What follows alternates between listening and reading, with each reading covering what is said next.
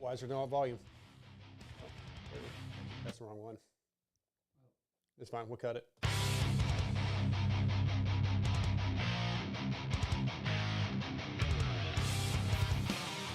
Hey, this is Chase Sexton. You're listening to the MotoXpod show.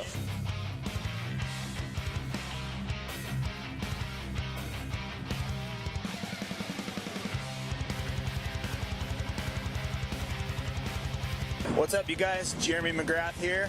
You are listening to MotoXpod show.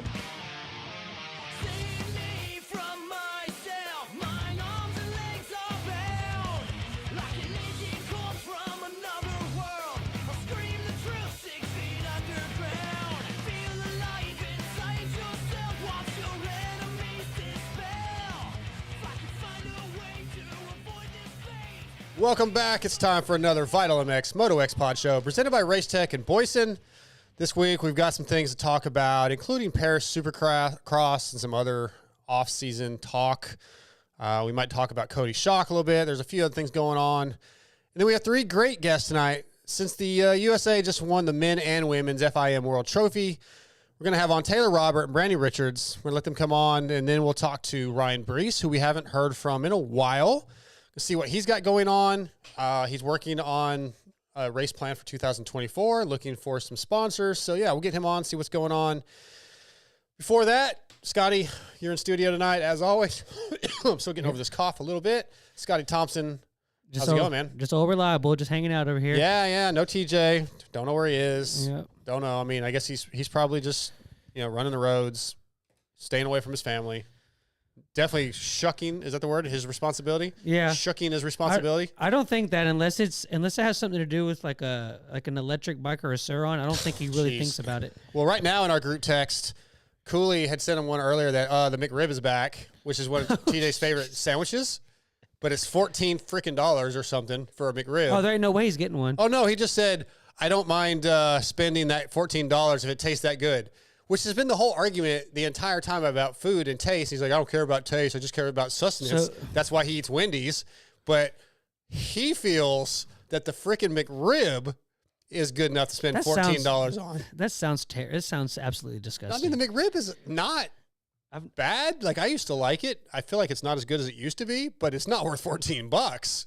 Why is it worth? Why are they charging $14 for it? I'm kind of scrolling through this group text. It says $14 for two. And a basket of fries. Oh, so that's not bad. Like, you want to end the show now? Go get some McRibs. Get some McRibs. No, I'm good. I'm hungry. I do. McDonald's kind of is like, I know that it's not. I know that if I take that burger out of the wrapper and I set it down on this table, I can set it right here. Yeah. And in a year's time, it would still look the exact same, but just fossilized. Like we should test that. I don't know. If you pour like melted like metal on top of it, it just like pours off the side of it, dude. Like it can't be good, but it tastes amazing, especially the fries, dude. I don't know what it is. Been eating that kind of food for a while. Trolltraining.com. Yep. I did eat kind of crappy when I was in California because I was at the Racetech school, which we'll talk about, the Racetech seminar. And I was having to leave ML's house at like 6 a.m. to get there in time. Yeah, not a lot open. And, well, I mean, there are things open, but I didn't have time to cook breakfast or whatever. Oh, okay. And then I was in school for like 8 or 9 hours, so we would all run to go eat at lunchtime, and we didn't have time to go anywhere nice or, get anything. And then I was leaving Corona, California at like 7 p.m., and driving the hour back to his house, so I would just run through somewhere because I wasn't going to cook dinner or, whatever when I got back to the house. So it was in and out, Del Taco, and I did hit McDonald's for breakfast a couple of times. I was definitely off my program. Yeah. Didn't get to work out the entire time I was there. No gyms available. So, hey, I just got a text from your engine guy. Let's see here. Jesse says, I asked him, we can talk about it. No, it's fine. Listeners know that we've been waiting on your bike parts to come back. He said, "Oh shit, it's all done from the plater. I have to ship it out. How are things with you?" Yeah, Jesse, I'll get back with you soon. But yeah, so maybe you'll be getting your bike back together pretty soon. Yeah, that would be lovely. Yeah, it'd be nice. It's only been like 14 months or something. Longer than that. Well, yeah. Well, as we roll along here in this Boyesen open discussion, I want to remind everybody about Boyesen's Factory Racing's Rider Support Program, which is a comprehensive support system for motocross and off-road riders. The program offers participants exclusive access to Boyesen's products, which are fantastic. especially if you got a 2-stroke, you got to get one of those, the reeds. The Boyesen reeds are the best. You get yearly discounts, and then you have a potential to become one of the new product development test riders, which I think is kind of cool. I've had a chance recently to start testing product a little bit. So I think if you, as just a regular guy, get an opportunity to get some discounts and can test some stuff for Boyesen, and they kind of want to say, hey, check this out, see if it's any good. Yeah. It seems like kind of a cool package. So, yeah, go to Boyesen.com and apply. Be one of Boyesen's factory flyers. Yeah, if I see somebody with the 2-stroke and I'm talking to them, go up to the bike, that is like the first thing I look for. Yeah. Like, and if they don't have one, if it doesn't have the little Boyesen thing on their intake, I'm like, dude, you're just. Mine doesn't have one. My 2-stroke, but it's so crisp stock. I just don't need it yet. Yeah, I know, but man, like you can ride them. You can ride them like a 450 if you don't. That one you can kind of ride like a 4-stroke anyway. I don't know. I lug it. The few times I have, it does lug, but sure, it would be better. Yeah, that intake is sweet. Don't anybody tell Steve or Kiefer, but I think it's sold. Oh, okay. Yeah. Well, I mean, it's been, So yeah, don't be tweeting that crap out. If you guys tweet it out, like I'll know, and you'll be banned. You'll be banned. You'll be banned from the MotoXpod show. Okay. I don't know if we have the technology. I'll figure it out. We'll get Marks to create it. Marks can do it. He's not doing anything else. Boyesen open discussion. Let's talk about Paris Supercross. What'd you think? What were your highlights? What stood out? There was. I felt like the SX2, the 250 class, was a little boring. Yeah, where you're gonna go from Joe to Jace Owen is like, and Vial was there, but dude, Vial was not good. Yeah, I don't think that. Maybe that gives him what he needed to need to work on. He's got some things to work on. I mean, that's any given day, right? Like he got better, right? He got better in the second day. I don't think he got any better in the whoops. I think he was really, really, really bad in those whoops. Yeah, one little setting off. I mean, it was a pretty dry, circuit. You're not going to see that too much in what we have here. But yeah, overall, I thought it was entertaining. It was glad to have some racing. I certainly better than World Supercross. I know it's one race in Paris, but like. Oh, I thought. What? No, it made me think of. Nothing. I don't want to. One night in Paris is what it was. One night in Paris. Oh yeah, But did you do something? Not really politically correct anymore. No, the video, man. Oh yeah. The video. I was like 11 when that came out. Oh so. jeez, God. Okay. Anyways, if I'm the other people back the home, other racers. Oh, okay. The other his competition. Yeah.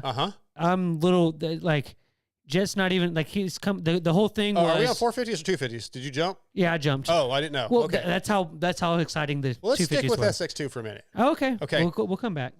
Joe was fairly dominant in Paris. He had a couple bad moments because I think he got held up in one of the races, and he came from 11th to 3rd, which he should have won that race on night 1. And he tried to run it in on Anthony Bourdon and made a mistake with 2 to go, but he probably should have won. He was by far the most dominant rider. But so watching that, do you go, oh yeah, Joe's Joe's championship material for sure? Or do you say, well, who really knows? Because the competition wasn't that great. The track wasn't that tough. Where do you put Joe's ride from Paris going into a Supercross? If he had won all 6 races, I think I would have said the former. That he's championship material. Yeah. Okay. Well, not that he's not. I mean, he's obviously going to be with the contenders. But I thought that there's really nobody there that should even have ever been anywhere close to him. There's no way that he shouldn't have come back. I don't know. I didn't really watch too in detail the 250 stuff. I kind of just breezed through them. But I mean, he should have won all 6. I think. Well, so the one race that I was talking about, there was a big pileup or something in the first turn. And he ended up starting 11th, and he caught up with a couple. That was one of the 8-minute ones, or however the short ones. He caught up and was about to pass for the lead, I think, or maybe for second. He could have won the race. There's no doubt he was a fast guy, but he ran in and he got sideways, and then that was it. So he should have won that one. And the other race that he got 3rd in on night 2, race 2, night 2. I don't remember the details of that, Yeah. but it wasn't like he wasn't the best guy. He Yeah. either maybe he crashed, maybe I don't remember. So Yeah, I mean, I think so. I mean, I think he's good. He's obviously going to be the contender. I mean, think about one it. of the contenders, yeah. I mean, who's after Hunter and Jed are both out now out Okay. this year. I mean, who else really? I mean, there's a lot. I think there's a lot of guys. There's a lot of guys, but don't you think Shimoda is like he was the next guy out of that group? I mean, he was the only guy yes and no. he was really only one that would beat those guys straight up, especially in Supercross. I mean, Yeah, like because okay, well, obviously Hayden's probably definitely one of the championship contenders. If you're going to take of all, whether we don't know what coach anybody's going to ride, so if you just take all of the guys in a pool and say who are the 3 best that you think are going to, or 4 best, let's say 4 best that are going to win championships, Hayden's in that group. I think Joe's in that group, and I'm sure I'm going to go right now. I'm going to go Forkner. I'm always a Forkner guy. yeah, if he can stay healthy, I think so too. and then maybe Levi.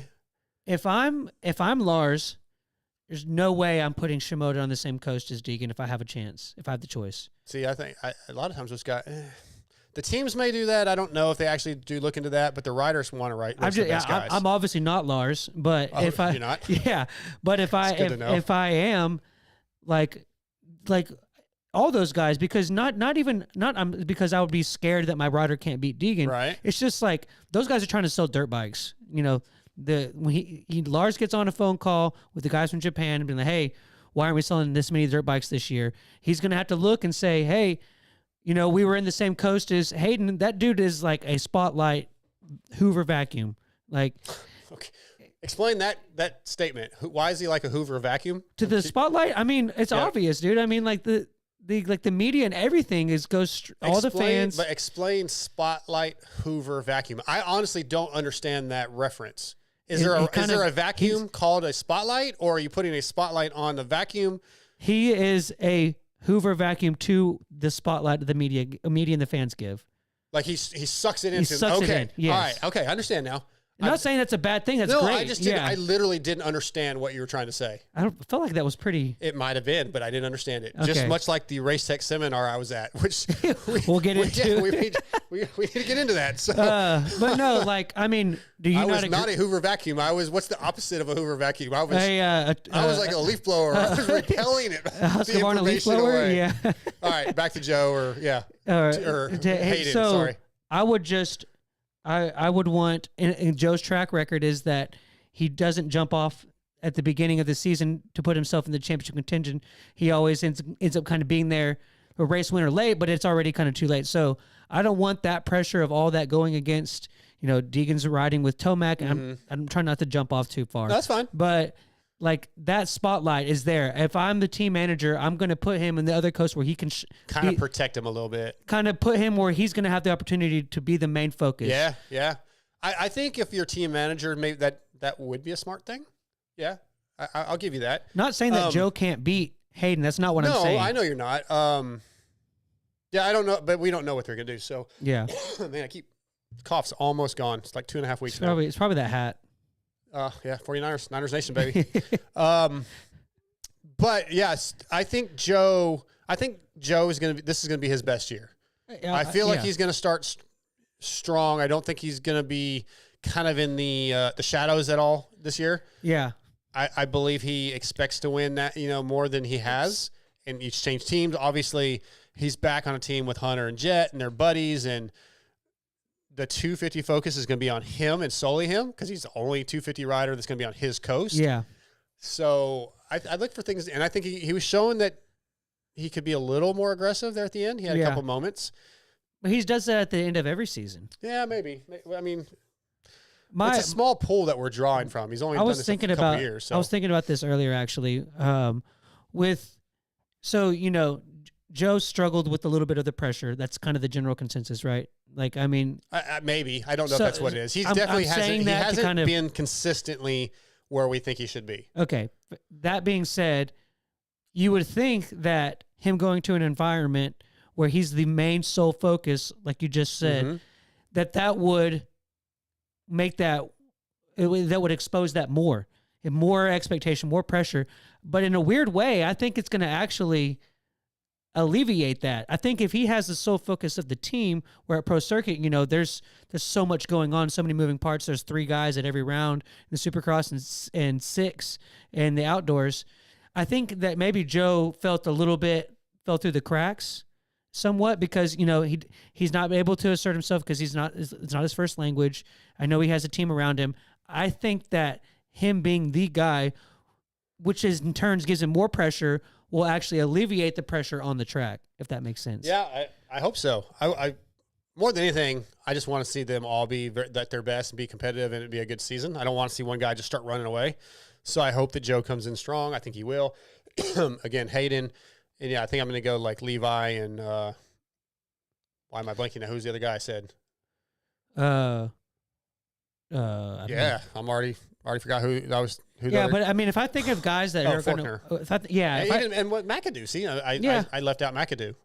But when you realistically think of who's going to win the championships next year, like the first 2 names you think of are Deegan and Shimoda, maybe Kitchen. Faulkner's really high on my list, but it always is. Yeah, but that has to be, I kind of pull for him a little bit with my I heartstrings more than my, I do too. We've had him on the show. He's opened up to us. I love his story. I think that he can do it, but until it remains to be seen, right? Yeah. So Paris. All right, let's go 450s then. Let's go ahead and step away from SX2, go to SX1. Jet, King of Paris, Hunter. Surprising? No. No? I think I'm on the train that like I kind of expect Hunter to be a 3 to 6 guy. Okay. I know a lot of people are putting him like 5 to 10, 4 to 8, somewhere around there. Yeah. I really think he's a podium, maybe sneak in a win if everything goes crazy kind of thing. But I think he showed that he can go through attrition last year. He wasn't always his best, and he would still be mostly dominant. He had some races that didn't quite go as planned, but I think that he has enough to run with those guys. I mean, when Jet beats him, I mean, he's not like crazy far off of Jet. And if Jet ends up being, which is kind of what I was alluding to earlier. Are you talking about in Paris specifically? I'm talking about what I saw in Paris, translating that into what we saw last year and coming into this new season. All right. I kind of don't want to take a comparison of them on 250s and how they race each other to the 450s for me, because like you're saying they were close when they were racing 250s at times. Yeah. I don't know if I am willing to translate that into what's going to happen in 450s. For me, I was surprised a little bit at how good Hunter was. Like, I expect him to be good. He was better than I thought, but then I don't know how to take what I saw, because it was a short track, pretty easy track. So I don't know. Again, can you take what we saw in Paris and go, okay, we can now translate this into what's going to happen in Supercross? I don't know. Yeah. I do think I think Hunter is going to be better than I thought he was. And I actually think Jet's going to be better than I thought he was, which is crazy because I thought he was going to be top 2 or 3. I thought I was putting Jet at 3, and I don't have him at 3 anymore. Let's go there. Yeah, well, on that point, so I think that it kind of comes down to a little bit of what Jet does. I think that Hunter is going to be just a smidge off of what Jet does most of the season. Okay. Now, the question is that smidge, is Jet going to be way ahead of everybody else? Like, if he doesn't wreck or throw it away or get a bad start, is he gone? And if he's gone and he's putting 5-10 seconds on everybody, then I think Hunter is going to be one of the closest guys to that. I don't think Hunter, and when they're practicing together, finishes 5 to 10 seconds behind him very often. I don't know that. This is just my a guesstimation of sorts. Right. But I really think that he's going to turn a lot of heads, and that he's going to be in that. He's going to be in the battle for the podium a lot. How big is the smidge compared to everybody else? Okay, let's go. How much time we got? We're actually already starting to run low on time. I have a new race tech read, and Checkers, I cannot find it, so I'm going to do one of the older reads for now. For nearly 40 years, Race Tech has been supplying the motorcycle industry with high-quality suspension components made right here in the USA. From modern to vintage, Race Tech is your go-to source for suspension performance. World-class engines also are built from Race Tech products. World-class engine requires a combination of state-of-the-art equipment and experience. Knowledgeable technicians, Racetech provides quality precision engine services using the best equipment and processes in the industry. So what I'm telling you guys is you can go to racetech.com and get parts and service for your suspension and for your engines that is world-class, industry-leading. You can find your local service centers through there, and you can look into signing up for one of the Racetech suspension seminars, which will be now about a year from now. They're once a year. And if you have any thoughts or plans of wanting to learn more about working on your suspension, tuning your suspension, and how to do all that stuff, or you're thinking about starting a shop, going to work in a shop, this school is very helpful. I guess let's save my seminar experience for the end of the show because I want to finish with some Paris talk before we get into our first guest. Yeah, for me, Jet kind of upset me because I really do think very quickly in his 450 career he's going to be the best guy on the planet, and it's going to be like old school where James is just going to win, or Ricky's just going to win, or Jeremy's just going to win. I don't think that's going to happen this year. I'm going to go with Eli winning the championship, but Jet's going to do more damage than I wanted to say he would.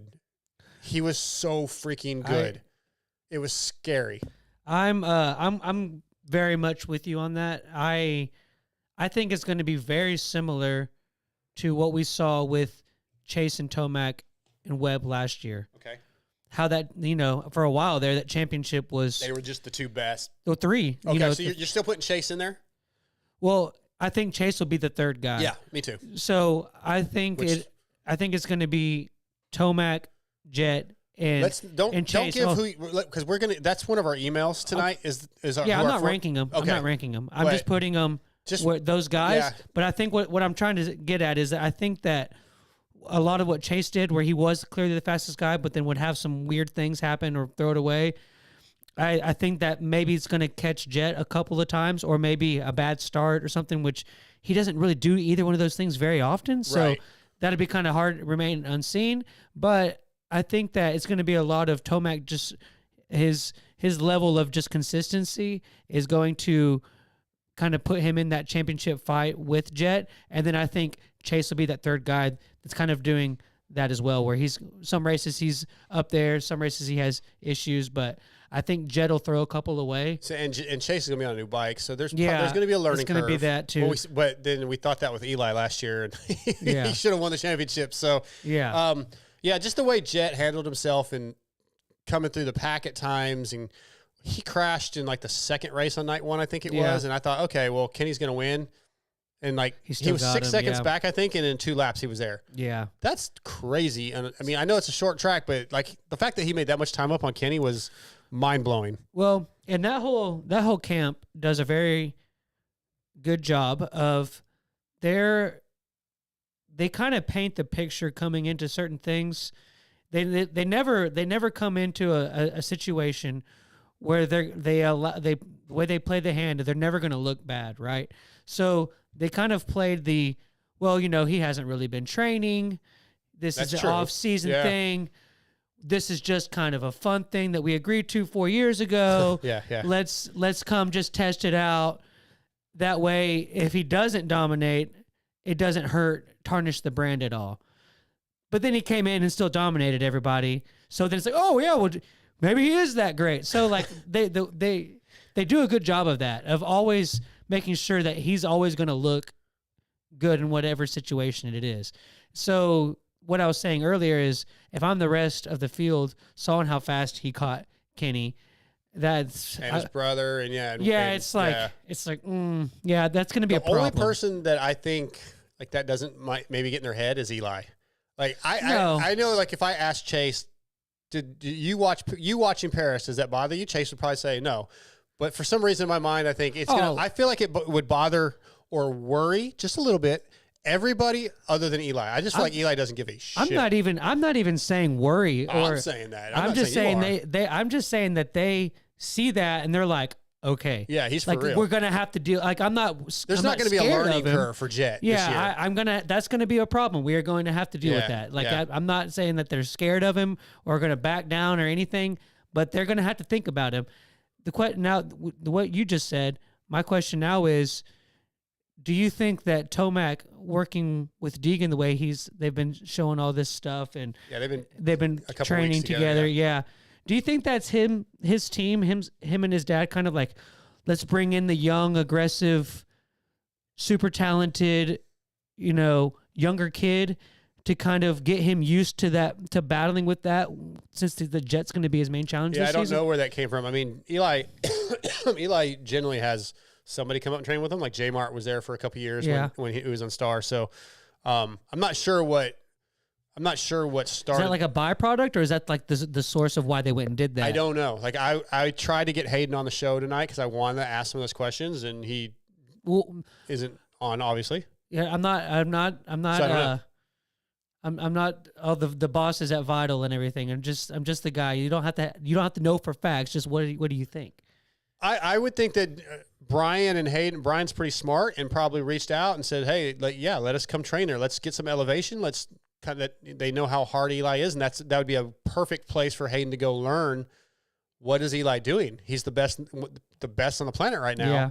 He's been the best Supercross rider for a few years. He's the guy. He's won multiple championships. Let's go up there and see what he does, and let's learn something from it. And let's just get the hell out of Florida for a little bit, because we're going to ride this track for all year. So you think it was more of them reaching out to Tomac? Yeah, I don't think Eli was like, "Hey, Hayden, why don't you come up?" I think they probably were like, "Can we come up?" That would be my guess. So more of just kind of like, that's just like a beneficial byproduct of the situation. So. Okay. Okay. So I want to talk about Jet and Hunter's the way they race each other, but we don't have time for that. So we'll put a pin in that and come back to it. Before we get Brandy on, the last topic I want to talk about is Cooper Webb.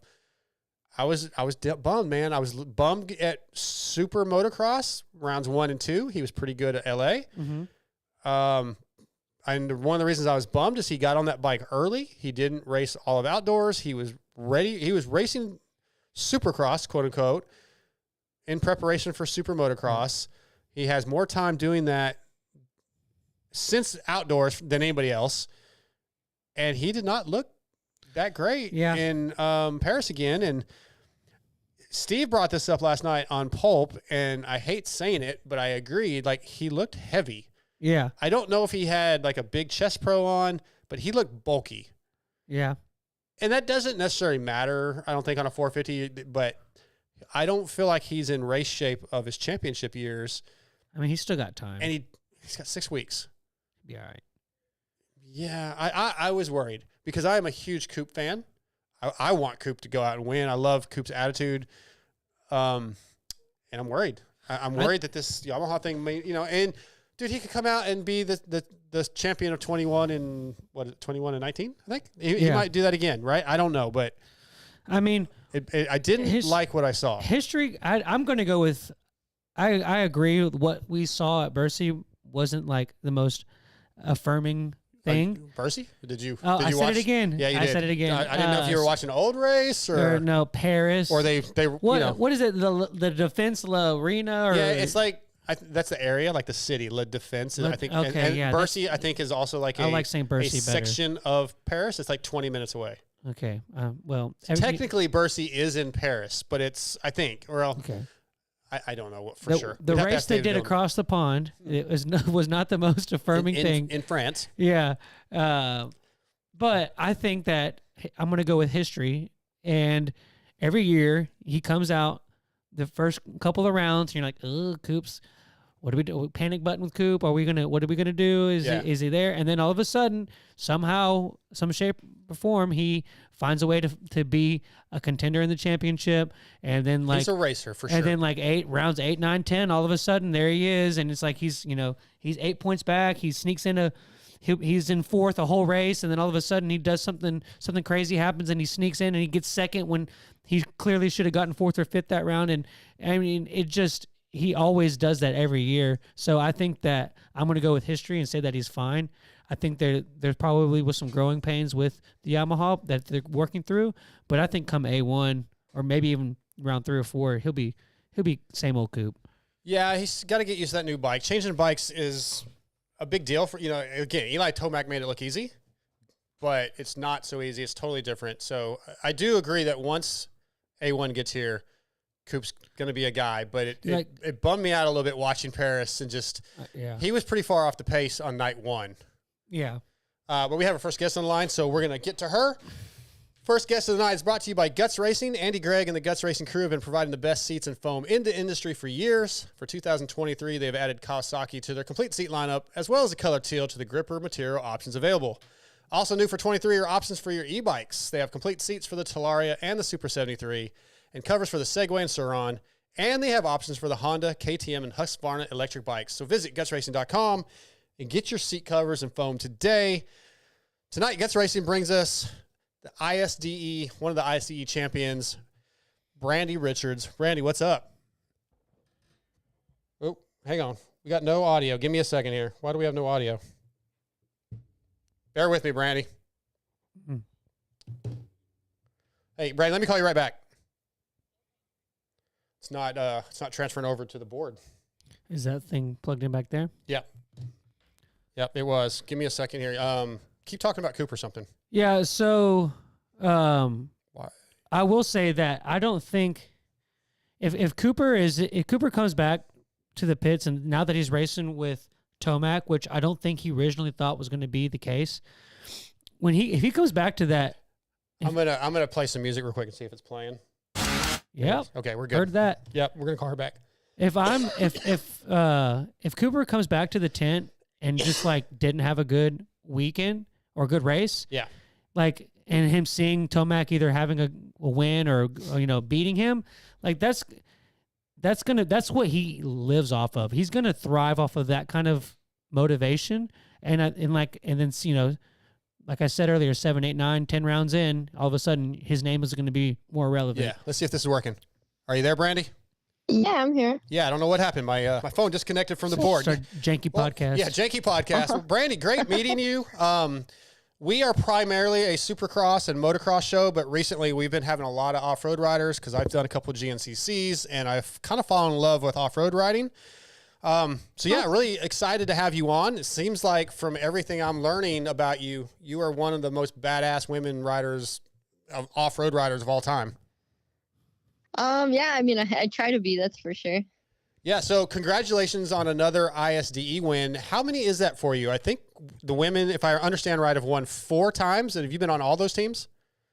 So correct. The women, the USA team has won 4 times. They won the first initial Women's World Trophy back in I think 2007. Okay. So I wasn't a part of that one, but the last 3 we won 2019, 2021, and then this year I've been a part of those 3. Now, tell me a little bit more about ISDE and how that event ranks as far as off-road competitions. I know it's there's Dakar, that's obviously a very famous off-road race, but ISDE is one of the most grueling and predominant off-road races in the world, is it not? It definitely is. It's definitely the race that we all look forward to. It's definitely like the biggest off-road race, especially having all the countries, all the top riders being sent there. It's huge. It's something that me personally, that's my favorite race. I would do it every single year if we can. And it's definitely huge, and it's the most brutal race. I can't do anything here in the States that even replicates it at all. So just going to that and doing that race, it's phenomenal. It's such a big event every year. So how do you train for something like that? I know you raced Big Six, or I think it's now called National Grand Prix Championship, and I assume you do works racing and probably a lot of other enduro type stuff. How do you train though for a 6 days? And every year it's in a different place, right? So the conditions are different each year. Correct. So so it's a lot of time on the bike. It's 7 hours a day. Jeez. For 6 days. So it's a lot of just on the bike time. So I do a lot of trail riding, and then in between that, a lot of sprints. Our sprints are usually 10 minutes long. Because the tests that we do there are, anywhere from 5-6 minutes to 15 minutes. So you kind of change your sprint time and do it in different locations. And then, it is in a different country every year, which we kind of find out like this year we had just found out it's in Spain, which I think this part of Spain, which I think is more northern, it's supposed to be more kind of East Coasty, just a lot of mud and it looks slippery. So that'll be interesting. So yeah, it's different every single year. It's like this year it was in Argentina, and it's the first one I've ever done that's like true desert. And it's like so identical to what I ride. So that was neat to experience. Like usually they're more kind of East Coast and trees and stuff, but this was just pure desert this year. And since you ride so much, you've grown up on the riding on the West Coast. How much experience or how good are you when you go East Coast type stuff? Or like, have you ever done Tennessee Knockout or anything like that? Do you do those type of events, or do you kind of try to stay West Coast for the most part? So I have done some East Coast events. I've never done the Tennessee Knockout. I've done GNCCs and the US Sprint Enduros, and I've done a National Enduro, which I feel like every time I go back, I kind of get a little bit more comfortable. But it's such a different terrain. Like even my first GNCC race I did in 2020, and it was just a complete shock. Like their whole pace is different, their tracks are different, the way you kind of have to approach it is so different. Just the trees alone, like the East Coast riders, they kind of like look through the trees and they just don't acknowledge them. Yeah. And when West Coast riders go east, like we're looking at is the trees, and we're just like bouncing off them. So it's definitely different, like just for your brain riding wise. So it's like it's hard to adjust to that. Yeah, I'm very impressed by East Coast, West Coast, doesn't matter, off-road, because again, it's very new to me. And I did Ironman this year, I did it last year, and having like Rachel Archer just blow by me in sections that I don't understand. I just don't understand how they go that fast and then not, like you say, just dying off of trees. But then I go out on the West Coast and I'll ride in the high desert with like my buddy Chris Kiefer, and I can't do that either. It's just, it's all so gnarly, and the skill level is so different, in my opinion, than motocross, and I'm not even that good at that, so it doesn't matter. But I think you're just not good, man. No, I'm not a very good rider. Yeah, that's true, Brandy. I'm not very good in general, but I'm just very impressed. And watching some of the videos I saw of you, your skills are just, they're next level. It's very, very impressive. I just got to congratulate you on that. Thank you. I've worked really hard a long time it's clear to get where I'm at. Yeah, so I know that you guys, I was watching some of the highlights, and this is a whole new world to myself and to Dark Side, but it is, he was the guy that you just talked to. But I was watching the races, and I saw that like the speeds you guys were going was really like kind of blowing me away. Like it's super fast, but then you go to tight stuff. My question is how do you sacrifice suspension or setup to be able to do some of like the tighter stage stuff where it's more obstacles, but then also be able to not hit a rock going 80 miles an hour and like completely end your weekend? So like, what's the balance there? So it's definitely a lot of testing. And then since this was on, it's kind of more West Coast terrain, I had the privilege of, I live in Lake Havasu, and it's anywhere from sand whoops to gnarly rock washes and mountains and stuff. So I just kind of wanted an all around, suspension. So you don't want it too stiff because you want to be able to go through rocks, and you also don't want it too soft for when it gets like really rough. You want it to hold up. So it took definitely quite some time, like figuring out the right balance between it. But for me, I kind of had a feeling that it was going to be like rockier. They always, like ISTE, they always like to throw in those rocky tight little tests in there, and those can like be the biggest mistakes. So for me, I had it lean towards a little bit more on the softer side, just because I knew if it got too rough, like I can kind of make my way around the rough stuff and just kind of acknowledge that it's a little soft. Yeah, because it's really just a complete guessing game, because you really don't know until you get out there. So it's just kind of luck of the draw and pray for the best, right? Yeah, exactly. I mean, we can do a little research on the internet, like if they've had races there in the past, like you can kind of see a little bit of what the terrain is like, and just kind of acknowledging how they typically set up the tests. Like they'll always have at least one good technical one, and then kind of a good faster one. Like they always mix it up pretty good. So you just kind of gotta guess, see how it's gonna be. Is there? So I know that that you guys have to work on your bikes yourselves, right? Correct. So is there ever a moment where you'll pull over and like adjust the suspension, like knowing that like, oh, this isn't what I thought? Like, will you take that time sacrifice, or do you just kind of gut through it? Yeah. So kind of how a day would work is you take off and you do a transfer, and then you go into a test, and then just slightly after that test, you'll have either a transfer or a time check. And at the time checks, I'll usually kind of talk with the mechanics, or like the suspension guy will be there, and we kind of okay.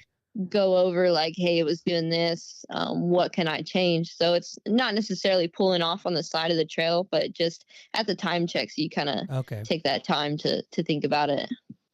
With this year's ISDE in Argentina, what was there any section or test or day that really stood out, really surprised you? I know one of the days you guys were behind, had a little bit of deficit, and turned it into a lead, but I don't really know how you did that. But was there anything that you were surprised by or that threw you for a loop?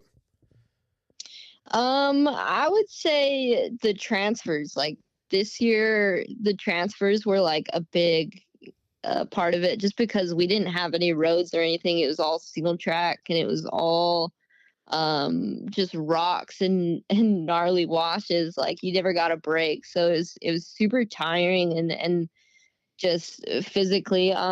We were behind the first day we started. Because we didn't finish the previous year, so we were the 5th team to start. So the first day was, I kind of knew it'd be a struggle because we're passing people in the test because we have kind of slower riders in front of you. So that's a challenge when it's super, super dusty. So getting through that first day, even just with a small deficit, like we were definitely happy with that. So you're going to laugh at me. That's fine. I don't know what a transfer is. Can you explain in case because most of our listeners are moto listeners. They go, I got you. They go. They do what if I don't want you to answer? They do a stage, and then they have to do like a test, which is like a harder thing, and then they transfer to the next stage. Am I right? Correct. So I could take you through it. I could take you through a day. So you get a time sheet, and you have all these different times on it, and it'll say like time check 1, you'll have to be there at 9:52, and that's the minute you have to go through. So you'll start your day, and a transfer is either a road, single track, dirt road, paved asphalt. It can kind of be any of those, and you just have to follow these arrows through wherever they take you, and then you'll get to a test. You'll start the test, finish the test, get your packs. And then you take off again on some more single track. And then you get to a time check, which if you have like 10 minutes before your minute, you can kind of hang out there with the mechanics, work on your bike, kind of figure that out. And then you have to wait for that exact minute to go through the time check. And then you just kind of repeat. You have like 6 time checks a day to kind of keep you on track.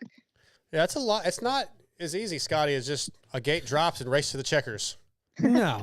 Well, what I was going to ask her next was, what's crazy is that not only did they go through all those different types of terrain and the kilometers that they did, but apparently a cracked shoulder doesn't stop her from completely sending it on a motocross track, because she made sure that she won that too. This year? Didn't you win the moto race? I did. So I separated my shoulder on day 4, and then I rode day 5, and the moto track. So I grew up racing moto. So like every time I get on a moto track, like no matter what's going on, like for some reason I can just zone in, and that type of racing is like one of my favorites. So I didn't want to lose for sure. Yeah. And Scotty asked you earlier, like he was asking about suspension, and I've watched some videos of you, and I was watching some of Taylor Robert, who's going to be on next. And there's some stuff that you guys just send huge jumps, and you're doing it on these heavy bikes with much softer suspension than motocross bikes. You guys got, this is going to come, I was going to say you guys got big balls, but that's probably not the bigger balls than I do. I'm not doing that. I'm not. And it blows my mind. Again, the GNCC stuff I did was doing a 2-hour race. I don't know how the hell you do 6 days. There's no way. Again, very amazing. But you're talking about injuries. I guess you separated your shoulder. You've had some pretty big ones that I read about. You were flown out in February of this year, I think, with a fractured femur, dislocated hip, separated shoulder. I guess that was one of the big six races, maybe?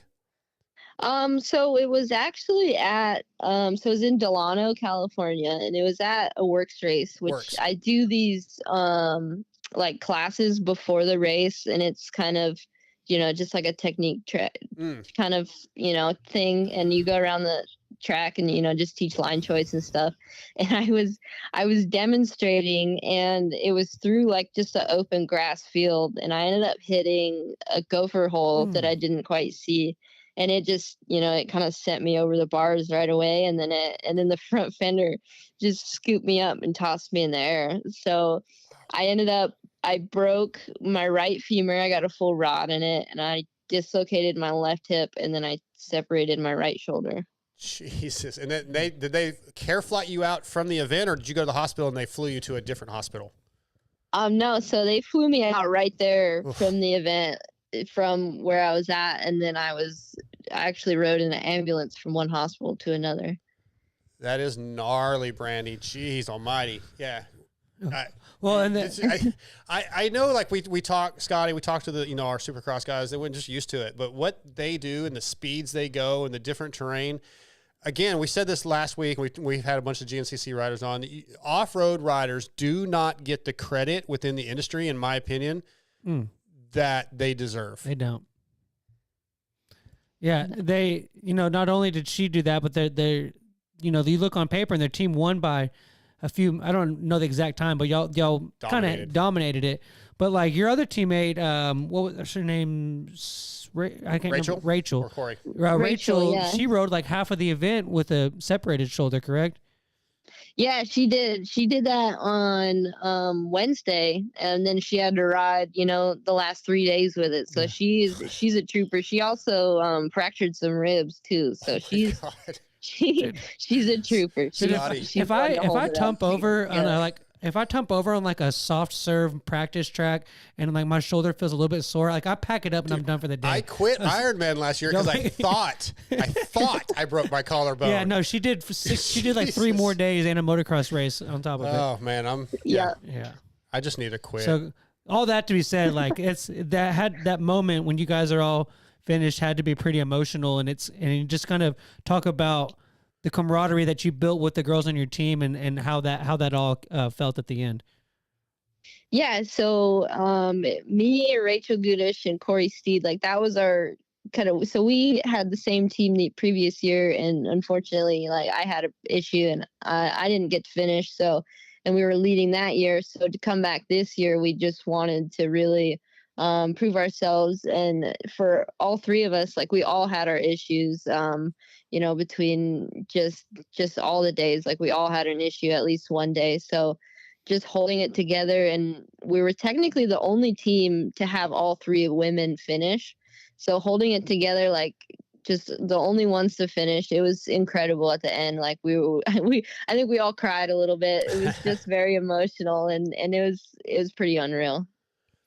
That's awesome. Congratulations to y'all. It was cool I don't really know much about it. I went and watched all the highlights to get prepared for the show, and watching y'all's journey through the 6 days was pretty awesome. Does it make you, Scotty, want to go ride stuff like that? No. I'm sitting here making fun of myself for my riding, but Brandy, we did a local enduro here in East Texas. Okay, well, there's some more context to that, really but yeah, okay. No, this is a great story.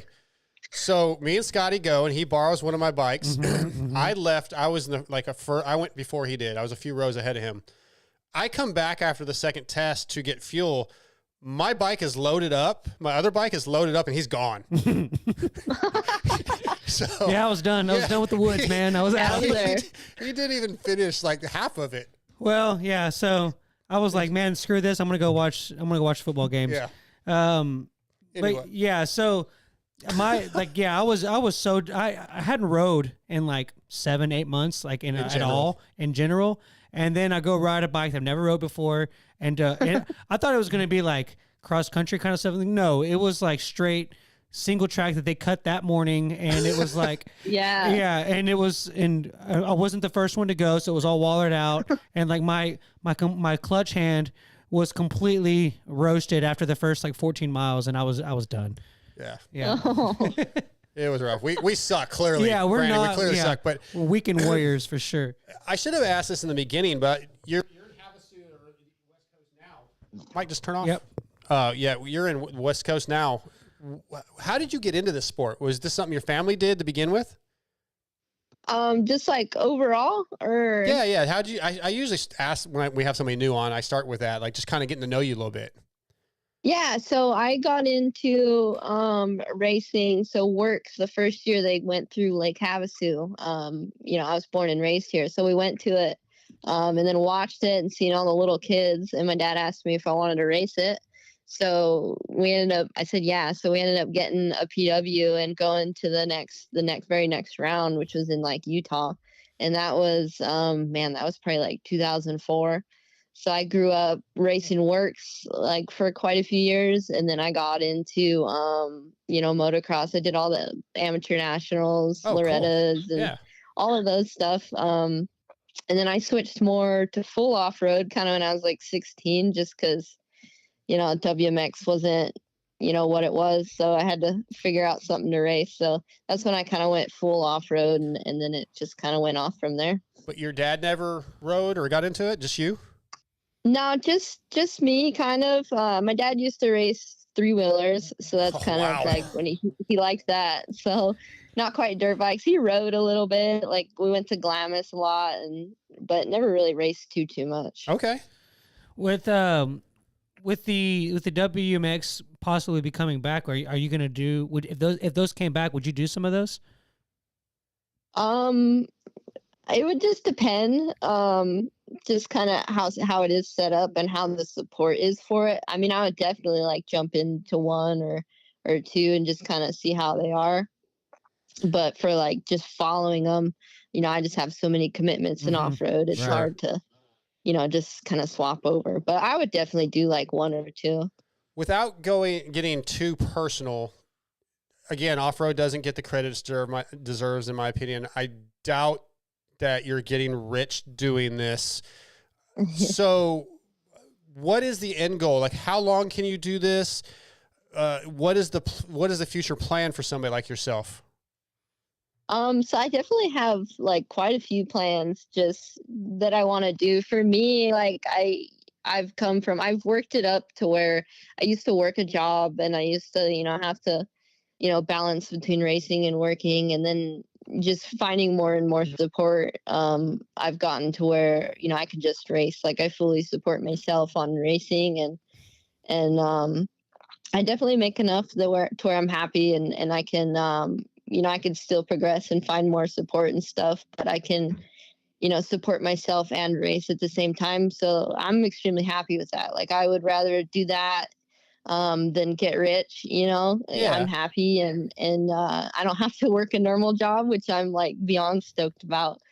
So just kind of seeing how far it takes me. And then after that, I'm sure I could find myself in the industry at any point. So I don't, have any plans for retiring. Definitely. I have a lot of goals that I still want to make. Yeah, that's good to hear. I wish somebody that's as talented as you and at the top of her field, it'd be nice if you were making millions of dollars, like a guy like, James Stewart or Eli Tomac. They're going to probably be able to retire and not have to work. And unfortunately, I don't know if there's any off-road riders that have that same luxury. No, absolutely. Like I completely agree with you. Like off-road riders are definitely underpaid and underrated. They're incredible. I agree. Yeah, it really is tough because what you guys do is probably the hardest thing anybody ever does on a dirt bike. I know like the hard enduro guys that do the Romaniacs like and the Erzberg, that stuff's on its whole another level. But because you guys you're doing the event you just did is a 6-day race. It's hard to really. Is that why they call it 6 days? Yeah. Wow. You just found that out. Good. I'm happy for you. I just learned something. Yeah. So with that kind of environment going on, it's hard to really wrap that up into one little bundle to broadcast and to get the popularity that it deserves. Whereas where our society is kind of that gladiator style, put it in a marina, or a stadium, and then that's where It's easier to market. So it is unfortunate that's the case, but I hope that troubadours like you guys do more of that stuff to kind of keep it growing, because it was cool to watch the highlights that they did I'm in of love it. with off-road at this point. I love it. Like, I'm all in. I say I'm all in. I'm not all in because I don't have an off-road bike yet, but I'm doing more for sure. I'm going to do more GNCCs, and somebody recently told me I need to get out and do a works race. So I'm probably I'm going to come out. I don't remember who that was, but I'm going to come out to the West Coast at some point and try to do one. What would you suggest? What's the best works race I should do? Well, if you like sand, I would say the Havasu one. You don't like no, sand? it's fine. I don't mind sand. No, I'm just not very good at it, but I think sand would be fine. Yeah, I think Havasu's a good one because it's definitely one of the toughest ones, and it's cool because it's like really tight and you can see everything, and it's like great for watching. But okay, that's my favorite one. See, I don't know if I'd want to do that because I don't really want anybody watching me. So yeah, I want to be out in the woods where nobody can see me and be like, dude, I was flying. You have no idea. You have no idea how fast I was going. Well, Brandy, I got a couple more questions before we let you go. What are some events that you haven't done that you would like to do? Like, have you ever thought about Baja or Erzberg, or you said you haven't done the Tennessee Knockout? Is there anything that you like? That's my bucket list event. Yeah, so I want to do, like, even in my older age, I want to do Dakar. Like, that's something I've always thought was really cool. And I would probably be more in my mid-30s by the time I got there, but I think that would be really, really neat to do. Love it. Hey, with you said you live in Havasu. I know it's a pretty strong moto community. Is there any groups of people that the moto listener fans would know that you kind of run around with? Do you get to ride with anybody like that? How's the Havasu scene? It's pretty good. We definitely have a lot of riders from here. Like, I grew up with kind of grew up with him. He's a lot younger than me, Juju. Oh, yeah. Okay. He's from here, and he's such a wild kid. So I got to watch him grow up, and then we have like Travis Damon, and there's quite a few fast people from here. There's just so much riding that there's quite a few people involved. It's very cool. Can you hop out of your garage and like go to a trail? Yeah, like I just leave right from my garage. I can go riding in the mountains. I can go mountain biking just right from my house. That's like the best part. Yeah, That see, if sounds perfect. I could do that, I might become an outdoor or when I first whatever started guy. riding when I was a kid, like we lived in Barstow, and that's how it was for me, Scotty. Like there was like 2 houses past my house, and it was just desert. You just go ride through the desert, but I was. Yeah, and it's 15 years old. insane because of how much land we have here in Texas that It's all private. It's all everybody owns it. Like you can't there's literally nowhere to go do that. True. All right, let's wrap this up with a somewhat of a personality question. I should have given you a heads up on this. But I want to know if there's 2 people, alive or dead, that you could just go to dinner with and sit down and have a conversation with. Is there anybody that stands out? Oh man, that's quite the question. Yeah, I was supposed to text that to you ahead of time, and I didn't, so that's on me. Man, I would like to talk to. Oof. He thinks he's so clever with these little questions. Well, I was just trying to get something different, you know, and then I screwed up by not texting her ahead of time. I didn't text Taylor either. I would say like Jeremy McGrath and Kurt Caselli. Well, I could probably make the McGrath one happen. Unfortunately, Kurt probably not going to happen. But yeah, that's good. In Havasu, I'm sure she's crossed paths with McGrath. I mean, doesn't he go up there a lot? I don't know if he's there as much as he was in the 90s. Yeah, that was a while back, huh? Yeah. Yeah, he might not want to go back. There might be people there that are looking for him.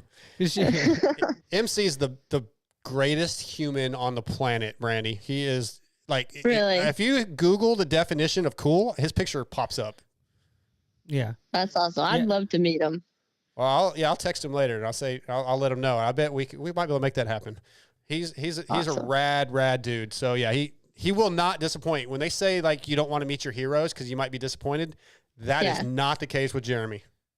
Right on. Yeah, Brandy, it has been a great pleasure to talk to you. I know we don't know much about off-road. We're learning, but we appreciate you coming on, and congratulations on such a killer, event, winning the championship again. And yeah, maybe next year again in Spain. That'd be awesome. Yeah. Thank you. It was a good time. Thank you for having me on. Absolutely. Well, you have a good night, and yeah, we'll stay in touch. I'm following you on social now, so I'll be keeping up with your career and cheering you on. Right on. Thank you. All right, Brandy, have a good night. You too. All right, bye. I know we kind of sounded like dummies because we're still learning. We made it fun. But she was rad. Yeah. She was rad. One of the people in the chat said, like, dude, this chick's a badass. Yeah, she was super cool. And again, we say that with almost every guest. Yeah, Like this two-wheeled sports, motorcycle racing is just so fucking cool. To be, if you were to be completely honest, I've thought about this. Like, if my dad hadn't rode with his buddy one time in like high school and got into dirt bikes, and then got me into dirt bikes, dude, like I would have been like your typical minivan like dad. Like my mom was a teacher. I would have been like a debate nerd. Yeah. I was like, motocross literally is the only reason that I feel cool. Like You're not. And I'm still not. Just so you know, you're not. I'm still not. So I'm still working on that. But yeah, like it's literally like the one thing in my life where I'm like, yeah, dude, like it's a cool thing. I do moto. Yeah. Oh yeah. I mean, look, I'm a nerd, right? I mean, there's Star Wars crap all throughout my house. I'm a dork for sure. Yeah. But I ride moto. Yeah. And I cool. like good music. Yeah. So I balance out my nerdiness with cool stuff. And you're right. This sport is awesome. Yeah. Brandy was awesome. We've got our second guest of the night on the line. He's going to be brought to you tonight by FXR, which is designed by racers for racers. With industry-leading fit, finish, and performance, progression is the name of the game with every new piece created. At FXR, we push our brand to the next level to provide you with the best products possible. So visit fxrracing.com to see the numerous gear lines and colorways. The 24 line is out. You can go to your local dealership and check it out, try it on, see if you like it, which you will. Tonight, FXR brings us Taylor Robert. What's up, Taylor? What's up, guys? How's it going? It's going really good, man. I'm going to give you a heads up, just like we just did with Brandy. We are primarily a motocross, supercross show, but we've been getting into some off-road racing because I did some GNCCs and I'm falling in love with off-road, but we're not super knowledgeable. So bear with us. Some of our questions might sound dumb. No worries, guys. So first of all, congratulations on another ISD World Championship. How many championships do you have? I think you've raced it 3 times. How many times have you won? So I've actually raced it 11 times. Maybe you've won 3 times in. Yeah. So I've won 3 times. The event this year, I think, was the 97th running of the ISD, and we had as Team USA, we had never won until 2016, and we won it in 2016, 19, and then again this year. So I was actually on all 3 winning teams as well, which was pretty cool. Was Ryan Sipes on one of those teams? Ryan was on the team in 2019. Yep. Okay. So I remember talking to him after that. Yeah, this dude, ISD, just in general, we're very, very impressed with off-road riders. We do not feel like they get the credit that they deserve. The different skill sets it takes to ride the different environments and the different terrain that comes up. It's just, it really is not matched, in my opinion, by what supercross and motocross riders do. It's just a different skill set, but it's at least equally as impressive, and you deserve a lot of credit. Oh, thanks, Dave. I appreciate that. It means a lot coming from guys like you guys who obviously are very well involved in the motocross, supercross industry. And, those guys are insane, masters at their craft for sure. But like you said, off-road, you honestly, you have to be good at everything. And that's what I started out racing motocross as a kid. I raced, amateur nationals up until I was 16 years old, and then just kind of transitioned into the off-road scene, kind of just because of my dad and his buddies, that's what they wanted to do. And we started doing that. And I just realized how much fun it was to just always ride different stuff. I would always get kind of burnt out on just pounding laps on the same 1 to 3 minute track, where off-road racing, literally anything you do on a motorcycle can be practiced for off-road racing. Yeah. So I just kind of fell in love with that and always riding different stuff, trying new things. It was pretty cool to learn how to do all that. Yeah, before we get too deep in this, where did you grow up? You said your dad was and his friends were into off-road, and that's kind of what led you in that direction at some point. But where'd you grow up, and what was your dad racing your whole childhood? Yeah, so I born and raised in Arizona. I've always lived and trained and everything right here out of Arizona. My dad grew up riding dirt bikes, but never even raced. His first race was essentially my first race. Like he just decided like, all right, I'm going to take my boys, me and my brother, who's about a year and a half younger than me, out to the moto track, and we just started riding and racing together, just doing the local moto series. You know, I started off in the Pee Wee beginner class and he started off in the 250 beginner class. So it just kind of evolved from there. But then where we live in Arizona, which is just on the outskirts of Phoenix, we had access since I was 7 years old to just be able to ride from our garage out into the desert. Yep. And I would always do that just for fun, but never really kind of grasp the thought of, oh wait, maybe I could make that into a living rather than racing motocross, supercross. Because from the time that I was 7, when we moved into the area that I still live in, until I was 16, we were just so hyper focused on that motocross, supercross dream, and thought that was, the only way to make it riding a motorcycle was hitting the amateur nationals and, doing Loretta's and Ponca and Lake Whitney and Minios and all that stuff. And then my dad has just just grown up in the local Arizona community. At this point, he was riding like the 30 and the 40B class, and he had made some buddies with some of the other local guys that, he was competitive with. And one of the guys had tried some works races, and they were like, oh, dude, you guys got to try these. It's like a mix of off-road and motocross. It's the best thing ever. So we just went and started racing those just kind of for fun, and then found out that I was really good at that style of racing. It was within 1 year of racing those races, I had more support than I ever did racing motocross. So I just kind of focused on that. Wow, right on. I love it. Yeah, I was watching the highlights to kind of, prepare for the show to see what you guys were doing. And like, I was expecting like a lot, like kind of desert racing where it's like a lot of like long straightaways and stuff. But you guys were like on like hard packed stuff, like with these obstacles. And like, there was a couple of like, y'all would go over these like off campers and stuff and just be completely matted. And it's like, and y'all are riding for hundreds of miles in each stage. Like, I couldn't believe the intensity of how fast you guys are going. How do you mentally do that for that long? Yeah, so ISD is it's crazy. You definitely have to have some sort of moto background to do well at it, because it is very intense. Like, and it's not that kind of long distance endurance that most people think of, just say desert racing, like you're explaining, and wide open speeds. It's more like motocross speeds, and the terrain is it's varying anything from just, sometimes they'll just have a grass track that's perfectly flat, and you just have to be able to rip flat turns as best you can. And maybe the second or third time you come around, there's some decent ruts.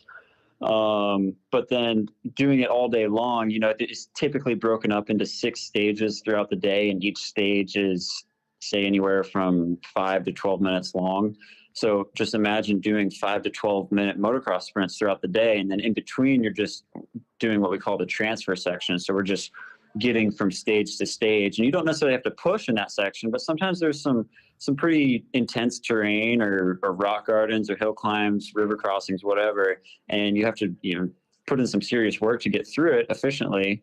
But I always just try to stay focused. I mean, salvage as much energy as I can on the transfer areas that I don't need to expend energy, and then when I get to the special test or the stage, I just try to bring my heart rate down and just treat it like just say it's a 10-minute sprint, which would be equivalent to like a 4-lap motocross race. And just, get there on the starting line, take a few deep breaths, and just go all out. It's literally as fast as you can go for that 5 to 12 minutes. And then you have to come change your tire. Yeah, exactly. Well, here's the other thing with that. You're like I said, absolutely blasting through the desert at pin speeds, probably, close to 100 miles an hour at times. And you've had 2 that I know of from my research, very serious injuries, one in 17, and I think one earlier this year, maybe, or last year. Last year. Where you had some pretty significant surgeries. The one in 17, collapsed lung, 4 vertebrae, internal injuries. And then this year, it looked like some internal injuries too, where you had multiple surgeries. Again, mentally, you have to be thinking that or maybe you find a way to put it out of your mind. I don't know. But when you're just pinned in the desert and you don't know if there's a wash coming up for sure, I'm sure you do some pre-running, but I don't know how you process that. Yeah. So the desert racing, where I had the injuries those two that you just mentioned, those were, I would say, more of your true desert races where you're going in completely blind and you're just trying to adapt, as it comes up, trying to go as hard as you can, but also being able to read the terrain. And one of those was very high speed. It was like 60 plus miles an hour. The one in 2017 just hit like a rock that was same color as the sand. I never saw it. And then the one last year, I actually wasn't going that fast, but just the way the course went and where we're at in Utah, there's a bunch of tumbleweeds in the area, and it filled in this ditch with tumbleweeds. And from a distance, it looked perfectly flat. So I was just kind of cruising across, but maybe 30, 40 miles an hour. And then as I got up to it, I realized that it wasn't flat. There was this huge ravine just filled to the brim with weeds, and I just slammed into the other side. So yeah, those two were very unfortunate and pretty intense injuries. But the stuff that we do at ISD, those special tests where we are charging, 100% for those short bursts at a time, we spend that whole week before walking and checking out the stages and making sure we have a really good idea. If not, in a perfect scenario, we actually memorize the whole thing, which is a whole another deal that I can get into if you guys want to go down that road. But all those stages, we know those like the back of our hand. It's the areas in between that we don't necessarily know, but we don't have to race those sections. It's just it's kind of like mountain bike enduro racing, where in between you're just kind of recovering and getting to the next section. And when you get to that start of that next stage, then it's all out. And then you can kind of tone it back to maybe 70% in between those stages. Okay. So I've got two questions on just what you just said. One's a statement. If you guys are listening, the 2017 crash, you can Google it. There's video of it from a helicopter, I assume. It's nasty, man. And then you kind of, you have a collapsed lung. So I'm assuming you're dying for breath, because I've experienced that not too long ago. And then you just fall over and you're out, I assume. And I think you passed out from what I read. Scary, man. That one. So yeah, if you guys want to see something pretty brutal, just Google Taylor Robert 2017 crash. It'll come up. But the question is, I do want to know just won a championship and you're bringing out 2017. We got a lot to talk about in 30 minutes. So we're trying to squeeze it all in. He's won a lot of championships. Yeah. So, yeah. But yeah, I do want to know how you memorize that much terrain. I'm sure it's sort of like you don't memorize every little turn, but you probably have just little sections that you put together in your mind somehow. But I don't know how you do that. So give me some advice. Yeah, of course. So it's been a learning process. When I started doing ISD in 2010, Caselli was kind of the leader of the group, you could say, the team captain. He was the one putting a lot of effort into trying to get Team USA to the point where we could win. And even at that point, with as great as Kurt was at that style of racing, we were still getting our butts kicked. It would be very rare that we had a guy inside the top 10, and we would just go walk the stages. We call them special tests. We'd go walk the special tests and basically, like you said, just walk them, kind of get a general idea of where they go, memorize the dangerous parts and call that good.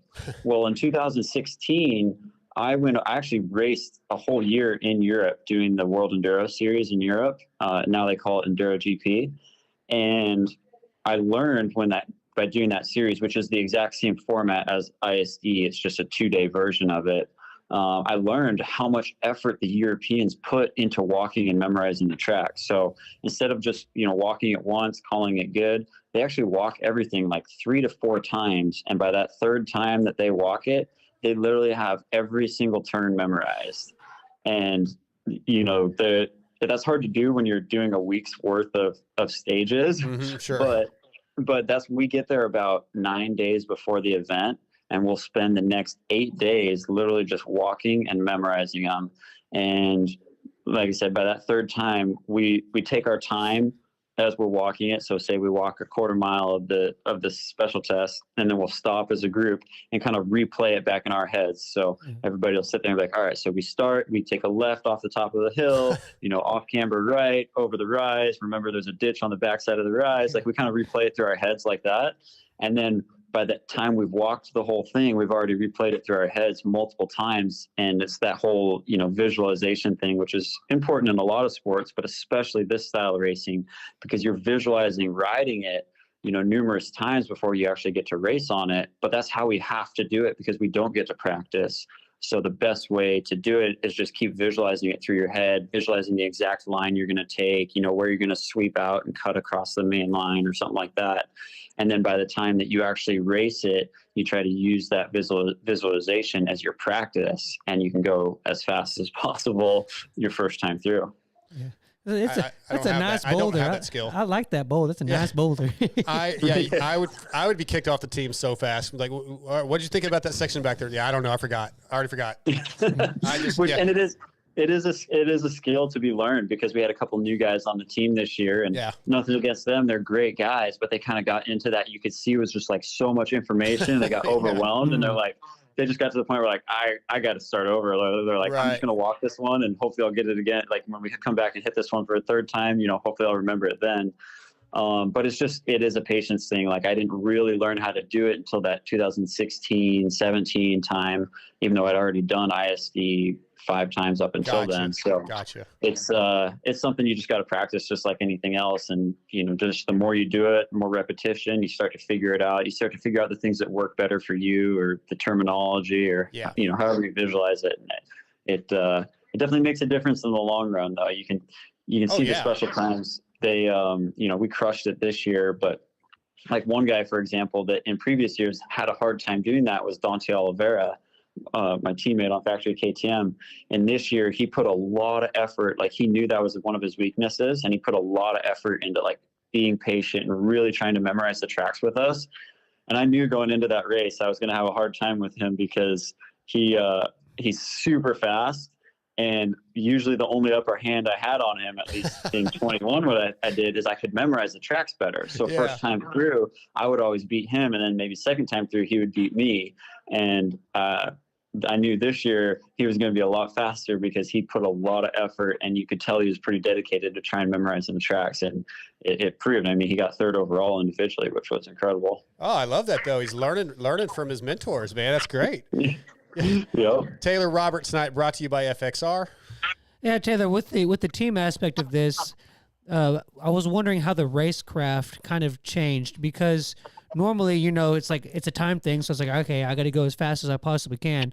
But with, in the scenario that you guys were in where you had, several minute lead going into the later stages or later days, you obviously don't want to throw that away. So was it hard for you to kind of like, okay, I can't just sail it in. I got to go a pace, but I don't want to take too many risks to end up having a bike problem or something. How is that to change in between like an individual race and a team event? Yeah, no, you're spot on. So those first 3 days we crushed it. We had all 4 of us in the top 10, which allowed us to get I think by the end of day 3, we had about a 9-minute lead, and which is an amazing position to be in. But then it's hard to switch those gears because we're all racers. We all want to win every time we're out on the track, right? So it's hard to be like, all right, guys, we're focused on the end, day 6. We want to make sure we're still in the lead. We don't necessarily need to crush it right now. Even if we lose a couple seconds here and there, the risks just aren't worth it at this point. But we're all just riding really well. And there is something to be said about, when you're 100% focused and you're charging at 100%, you're razor sharp. And when you start to slack off a little bit, that might be where mistakes come in too.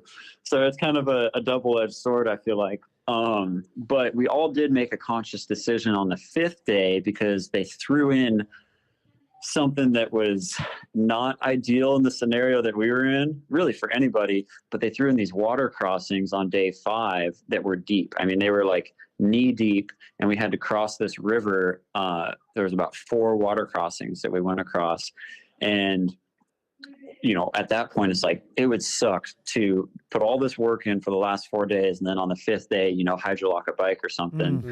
Mm-hmm. And the water crossings, they weren't technical. Like you could have just blasted across them, but there's just the faster you go through the water, the bigger risk you run of sucking water. So we all just made a conscious decision on in the evening after we got done riding on day 4, we went and walked that water section, and we're like, all right, we're just going to take it easy through here.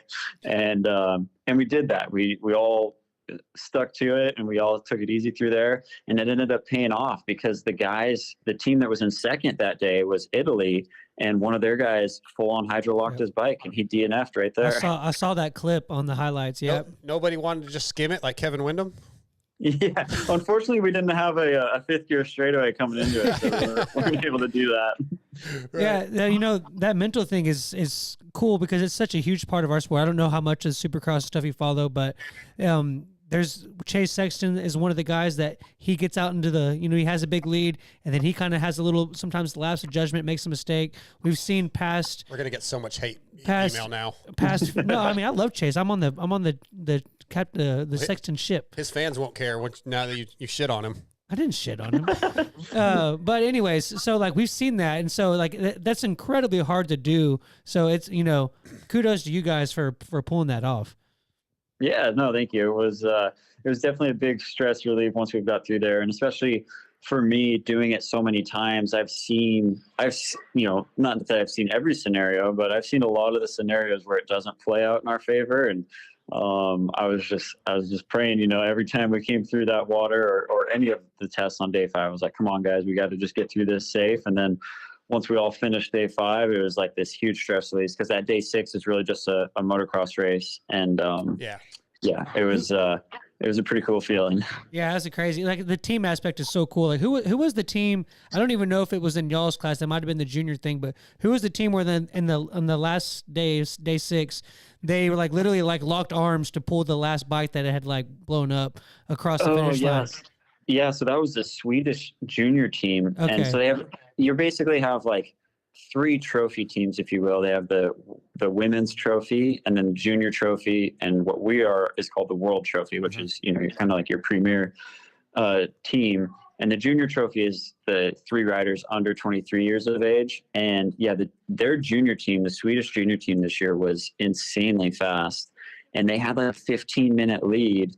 And one of their guys, I think he blew up his bike or broke something. I don't know exactly what happened to his bike, but he's basically a sitting duck on the side of the track. And what they should have done is had the 2 guys that were still up in the front of the pack just finish their moto, and then they would have only had 1 bad score. But they were just trying to be good sportsmen, and instead of finishing their moto, like they would have gotten, I think Matteo ended up winning that, our junior guy, and then they would have been like 2nd and 3rd, and then their 3rd guy that broke down, he would have been last. Yeah. So instead of just letting that happen, they screwed their own races to help their teammate, because once you finish, you're not allowed to go back and help him. But they tried to help him during the race, and then they got 3 bad moto scores instead of just 1, and that ended up causing them to lose the championship, which was a huge bummer. That's a bummer, but I really feel like that story is the epitome of what off-road racing is. It's so I see this at the GNCCs where there's different teams out there helping the other teams and families, and it's just I don't know. I'm in love with off-road riding. It's really awesome. I've got a few more questions for you before we let you go. Yeah. I think you're at year 14 in your pro career. You've been with KTM for 10 years, and you did just announce recently that you're going to retire after this ISDE. What was the decision behind the retirement, and what does retirement look for a guy like you? Yeah, good questions. So last year after I got hurt really bad, and just was kind of at the point where, honestly, like you guys had mentioned earlier on, I've had a few bad injuries, and those weren't the only ones I had. When I was 7 years old, I had my spleen removed from an abdominal injury and a crash as well. So wow. I've been opened up like 4 or 5 times now on my abdomen, and my immediate support group, so my wife and my parents, who have always supported me through racing, were like, hey, like, this is pretty serious. Doctors, I've had a decent amount of my small intestine removed from some of those injuries. And they're like, you need to make some serious life decisions here, because if you keep doing this to yourself, it's, you could end up with a colostomy bag or something like that. Mm-hmm. And, I really didn't want to go out being like, all right, I got hurt, I'm done. Like, that's it for me. I still felt like I had more to offer. But at the same time, I didn't want to just keep pushing it and, end up with a colostomy bag. So, I kind of, with my wife, we talked about it, and it's like, all right, I really want to go out. The ISD is going to be in Argentina in 2023. It's going to be very similar terrain to Arizona. I think we have a really good shot at doing well. Like, I would love to go do that race one more time. And no matter how we finish, like, that'll be my last race. But I at least want to, like, end on the note that, like, hey, I tried. I went out there. I tried. I did my best. And I don't want to end my career on, oh, I got hurt at a Hare and Hound and never came back racing again. So kind of made that decision, like, last year. And then wasn't very vocal about it. Like, it was the only people that kind of knew that was the plan were me, my family, and my bosses at KTM, Timmy Wagon and Auntie Cullinan. And then this year, just did a couple, like, smaller sprint enduro style races to get ready for ISD. And then I was planning on announcing my retirement after the race. And then Auntie, my boss, was like, hey, I think you should announce it before. You know, whether we win or not, I think it'll just be cool for all the fans and everybody to realize that this is your last race, and everybody can come up and, you know, talk to you or say hey or take a picture with you, whatever. Whereas if you do it after the race and then you never see some of these people again, it's going to be, you know, a little bittersweet. So smart. So we made that decision, and it ended up working out well because we won too. So it just made it that much sweeter, because it was like, all right, I'm retiring, but I'm doing this one more thing, and then boom, go out with a win. It ended up turning out amazing, and all the support I got from the, you know, friends and family and fans and everybody was just incredible. So that's kind of how all that played out, and I couldn't have asked for a better way to cap it off. It was just unbelievable to do it that way, and I knew we were capable of it going into it, so for us to actually pull it off and not have any issues was just amazing. Dude, I love that. That makes me super happy. Yeah, thank you. Auntie's a cool dude. He is, and he, like, I kind of made some comments on Racer X earlier this year that got some traction because you know, people were kind of talking shit, if you will, on our Destinations team. Yeah. Oh yeah. And trust me, we know. Yeah. And I went on there after they announced the Destinations team. I was just like, hey guys, I think this is great that we're at least putting an effort in. And I think, you know, even though I might have a biased opinion because they're my employer, but I think it's awesome that KTM puts all this effort into supporting Team USA. And, you know, it started this whole thing on the Racer X Instagram post where people were, you know, bickering back and forth about my comment. I remember. But same goes to ISD. Like, KTM puts in so much effort, and Auntie specifically, he's very Americanized, but he's Finnish, right? Mm-hmm. And he's not even American, but I swear he bleeds red, white, and blue more than 99% of the people that say they support America. Like, he so badly wants for us to win as a team, and whether you're on a KTM or not, he doesn't even care. Like, you know, this year we had Cole Martinez on a Honda, and he gave Cole, you know, the same amount of support and advice and everything as he did the guys on the KTM team. And a lot of people don't know this, but KTM foots a lot of the bill for Team USA to go to America or go to ISD. And whether you're on a KTM or not, they foot the bill for the trophy teams. And it goes back to show that, like, KTM specifically, but Auntie is the one that pushes all that. Like, he so badly wants to win. It's really cool to see that. Like, that there's very few people in this industry that I see with the amount of dedication and determination to win that he has. And especially, like you said, for people that aren't even riding his bike or, you know, aren't one of his riders. So it's really cool to see that. Yeah, I appreciate you sharing that with us. We've got just a few more questions for you. Yeah. Yeah, I know you were going to go into what you were going to do with your retirement, but one of our listeners wanted to know if trying to make a national was any part of any of that. You know, I would love to. I did do a national one time, Southwick 2010.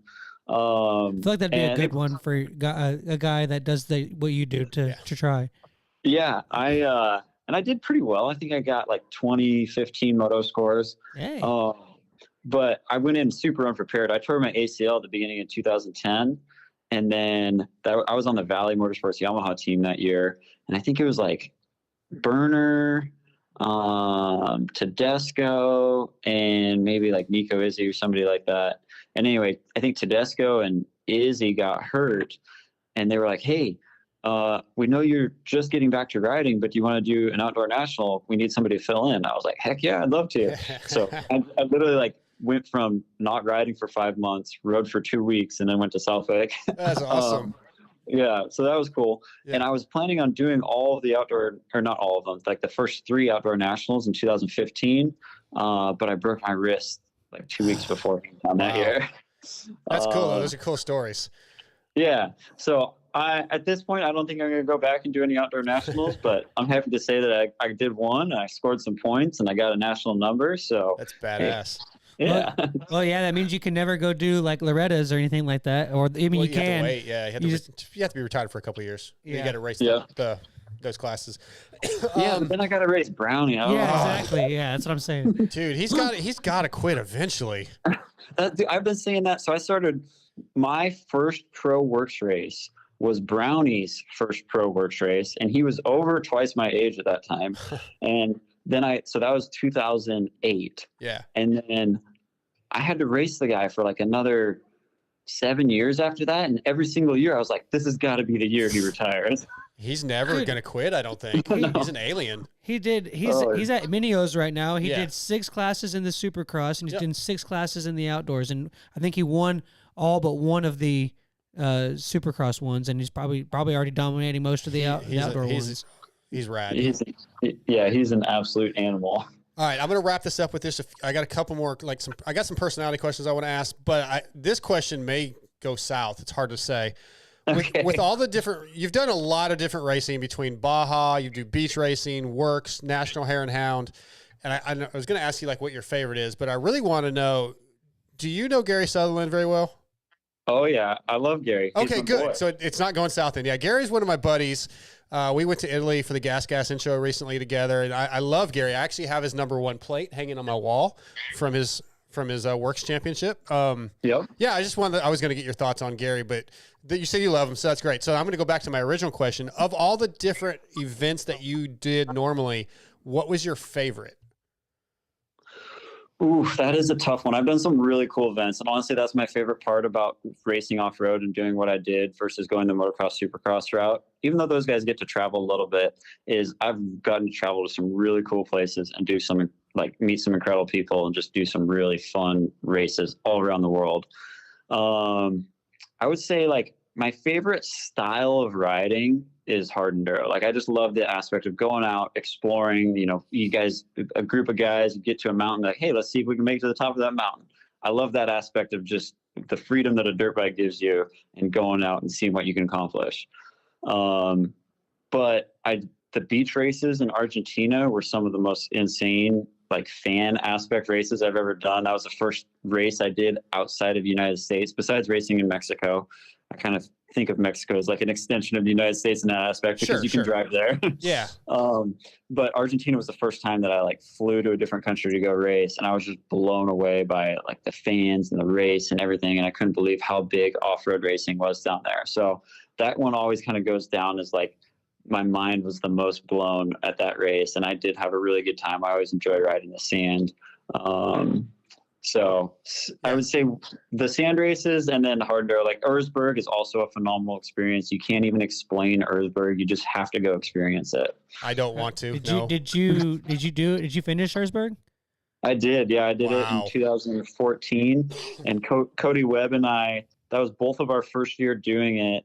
We got 9th and 10th. We both finished, and we finished 1 bike length apart. That's cool. Wow. Yeah, just like that's what's crazy is like thousands of people into that race, and like the percentage that people finish of all it's time. Like the Navy SEAls, right? Yeah, it's insane. 100 like, go in and 2 finish. If you finish, dude, you did something incredible. Yeah. That's awesome. For sure. And a little bit of what they do is I don't know how much you guys know about Erzberg, but they put a 4-hour time limit on it. Oh yeah. So okay.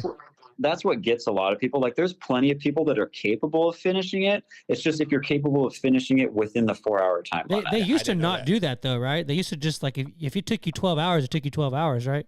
I think like way back in the day that was one of their rules, but in the last, I don't know, 15 years or so, they've had the 4-hour rule.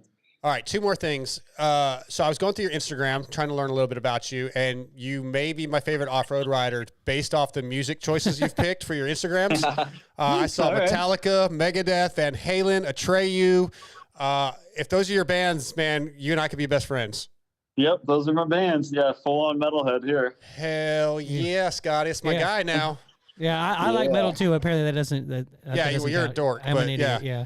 Yeah, I am all in on Atreyu, Lamb of God, Papa Roach. That's my playlist, man. All right, I just went to probably one of the best concerts I've ever been to a few weeks ago, which was Parkway Drive, and it was insane. Really? I've never seen them. It was cool. All right, well, Gary Sutherland, sorry, buddy, you're no longer my favorite off-road rider. You're out. All right, last question. This is a personality question. I haven't asked this one in a long time. When you hang a roll of toilet paper on your wall, does the paper come over the top, off the front, or off the back from the bottom? Dude, over the top, off the front. There's no other way to do it. Okay, we're best friends. You answered All correctly. right. Is there really I know you've asked that to a couple people. Like, is that really a debate? Because some people, my ex always went off the back, and that's probably why we're not together anymore. But I go through my fair share of toilet paper. Like, it'd be ripping too much. We can't get to it because your hands hitting the wall. I'm out. It's so awkward if it's off the back. I agree, but there are those weirdos out there. So. They probably sit facing forward too. Taylor, this has been awesome, man. It's really been a pleasure getting to know you, and I really wish we had a chance to get you on before your retirement. We could have talked to you more, but that doesn't mean we can't get you back on some point and see what you're doing. No, not at all. Always down to chat with you guys. Awesome. Well, dude, you have a good night. Enjoy your retirement, and I'm sure there'll be some events coming up. I just told Brandy that I'm going to try to do a works race maybe this year, and she suggested Havasu. So, yeah, if I'm ever out your way, I'll holler at you. Awesome. Sounds good, guys. Thanks, Taylor. All right. Thank you, guys. We'll see you later. Yep. Dude, that was a lot of fun. See, we wonder sometimes with these guests, like for you listening, like Steve Mathis texted me earlier when he saw our guest lineup, and he's like, dude, are you really even trying to get guests? Because mainly we don't have any quote unquote huge big name Supercross riders, but these off-road shows have been so fun. Well, they're especially during the off season, which is kind of cool that a lot of this stuff happens where we have time to talk about it, because it really it shows a different aspect of our world. It educates us, it educates our fans, and then and a lot of our listeners ride off road. Yeah, well, and it's also cool because you get all these cool stories out of these guys, and a lot of time it relates to what we're doing. But like, what would you rather have? Would you rather have an occasional thing like that, or just the same moto guys coming on to answer the same questions that they've asked on 6 pod shows earlier? So it's like it definitely kind of breaks up the monotony a little bit. All the off-road riders we've had on are so freaking cool. They're just cool people. Like our next guest, he's a dork, man. I mean, I don't think he can hear us right now. But our next guest is on the line, and he's going to be brought to you tonight by WUSA. W is your source for all things wheels. If you're looking for a complete set of wheels for your bike, we have something for every budget. If you want to use the same wheels used by Eli Tomac, Cooper Webb, Malcolm Stewart, Christian Craig, Chad Reed, and Jeremy McGrath, just to name a few, we have what you need.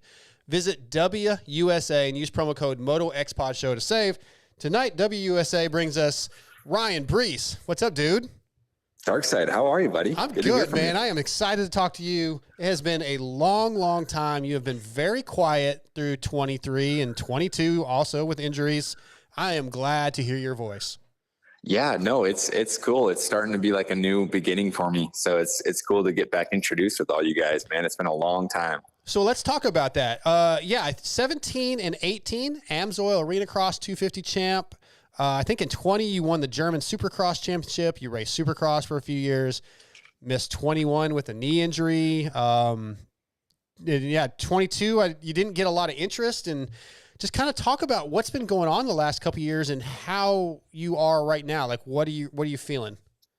Dude, you're bringing me some excitement. I like those highlights way back then. It's been a while, but it happens. Yeah, no kidding. No, it's been going, man. It's been good. I had a gnarly year. 23 was nothing but couch sitting and watching all the action and hearing all your guys' voices, but I wasn't in it. So a little bummed and frowned upon. But yeah, no, I had to kind of regroup and live a little bit outside of the box. I went through a ACL reconstruction again on the same knee. World Supercross, it actually occurred at the last round in Australia. So Yeah, man, I just, I've been hanging out on the couch and finally, oh man, maybe May, we got back going and I figured I need to really hustle and get back competing if I want to really do this thing. So yeah, man, I'm on the grind again. It feels freaking amazing. Was there a point at all when you're sitting on the couch where you were kind of over it between the injuries over the last couple of years and, not just, just the last 3 years have not been what you wanted? Was there any like, okay, it's time to give this up? Well, just answer that question first, I guess. Yeah, no, that's a huge part of it. Like when you're going through all that doubt and the mental side of things, you really kind of want to just throw in the towel and say, forget this. Let's move on to the next subject and the next growth that we can do. But yeah, so there's been like 4 or 5 months out of that whole entire rehabilitation thing. Like, gosh, do I really want to keep on doing this? And I don't know what keeps on bringing me back to keep on going on the grind. Maybe it's the people, the crowd, I don't know, but whatever it is, man, just the motivation in me that wants to keep on excelling and going forward to this racing career has been none other than just me going for it. I think sitting on the couch like that for a long time, it was rough. Like I really did want to throw in the towel and just say, let's go do something else. But as time went on, you're going back and forth to the doctors and the physical therapists, and then you're finally getting like a mental coach and a psychology coach just to like really relieve it. I mean, you go through some gnarly doubts in that time. So yeah, I just had to, I finally kind of like, went through the 6th, 7th month recovery that brought me into June, July-ish. And yeah, the doctors weren't opposed of me racing, but they were definitely like, hey man, I mean, you're second and we're on a cadaver now. Let's do something else with your life. If you're not winning, you're not making money. So you might as well just give it up. But no, I have a really good group of people behind me, and I don't know, man. I was freaking strong again. Like the knee really came out good. And I felt like I was someone who I was in the past, like the German Supercross champ and the arena cross guy. And it's like, yeah, it just kind of sparked a new fire in me. So we're back to the grind. Yeah, so it wasn't really ever a serious thought of quitting. It was just kind of you were bummed and you were going through the recovery, but you always had the interest, right? It never just completely went away for any time period. Yeah, no, never went away. I mean, there was definitely a time where it was like, I need to figure out what I'm going to do, but like it is so hard as a racer to have a plan B. Like, yeah, you go to school and you go to college and you do like dual enrollment when you're in high school, but after high school, if you haven't picked a route, like what other option do you take? When you're so in the zone, it's like, man, it's go time. So, I was like evaluating like what else would I do? Would I go to my dad's business to be a plumber? I mean, dude, I'm back on my hands and knees showing my crack everywhere. Right? Like I'm doing the same stuff. No one wants to see that.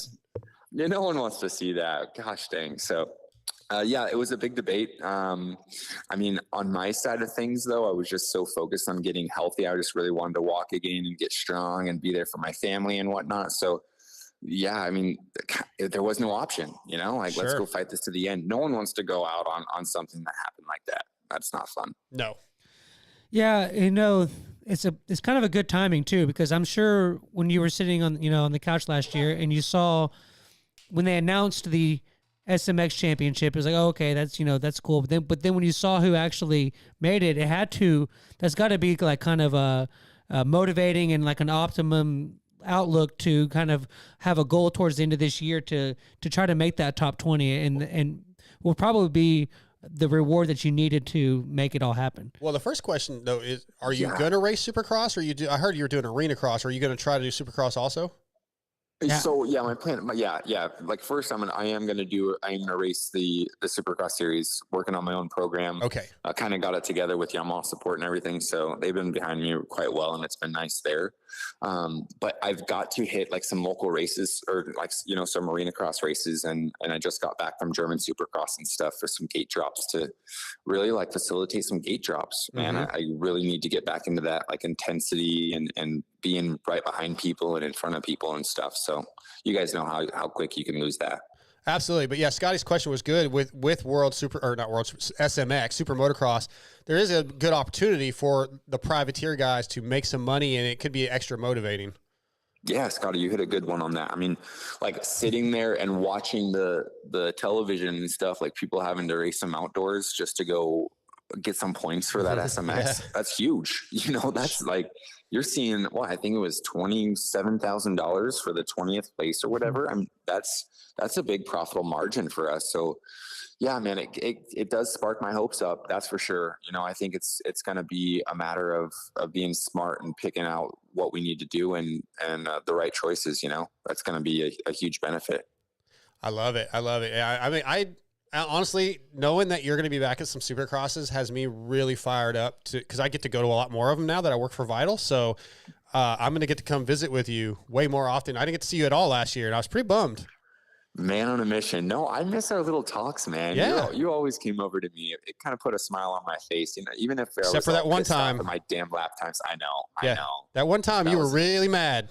I was mad. Was it man. your fault? Dude, you know, no. I just got off a freaking, what was that? Third practice. Yeah. And I don't know if it was a Triple Crown or what it was, but I've been so heated about these dang practices, which I don't know why, because I turn it up in the race, but yeah, you know, if I'm not in like the top 15, top 10, it's like I screwed up. It's a big problem for me. So yeah, I took it to heart, but no, you came over, man. Even after you left, I was still smiling. So it's always bright when you come over, dude. Well, I appreciate it. I'll definitely come by and see you, but I do want, you mentioned working on some sponsorships and the program that you've got this year. Kind of talk us through what you're trying to do. I know at some point recently you put on Instagram that, hey, if you want to reach out, you want to help support a privateer, reach out to me. So what is your program that you're trying to do for 24? So right now I'm going to be out of my sprinter van.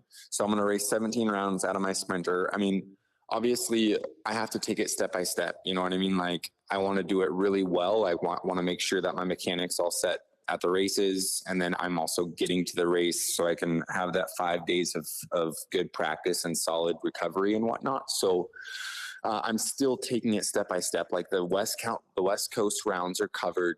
I can do that because it's obviously right there in California. You're juggling back and forth maybe a couple of rounds, but for the most part, I'm trying to figure out how I'm gonna go East Coast. I'm gonna be out of my sprinter van.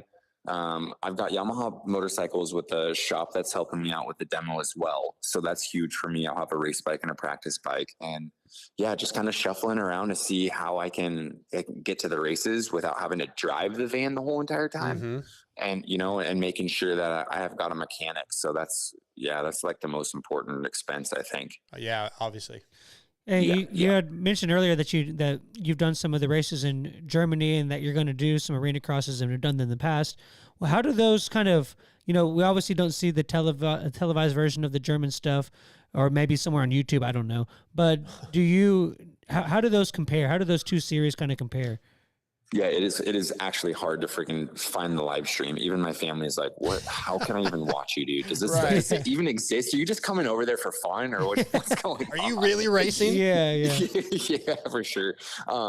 No, you know, it's crazy because like all the tight stadiums and whatnot, they give you more like intensified action. So you're feeling all that heat on you, which obviously you have that in Supercross too.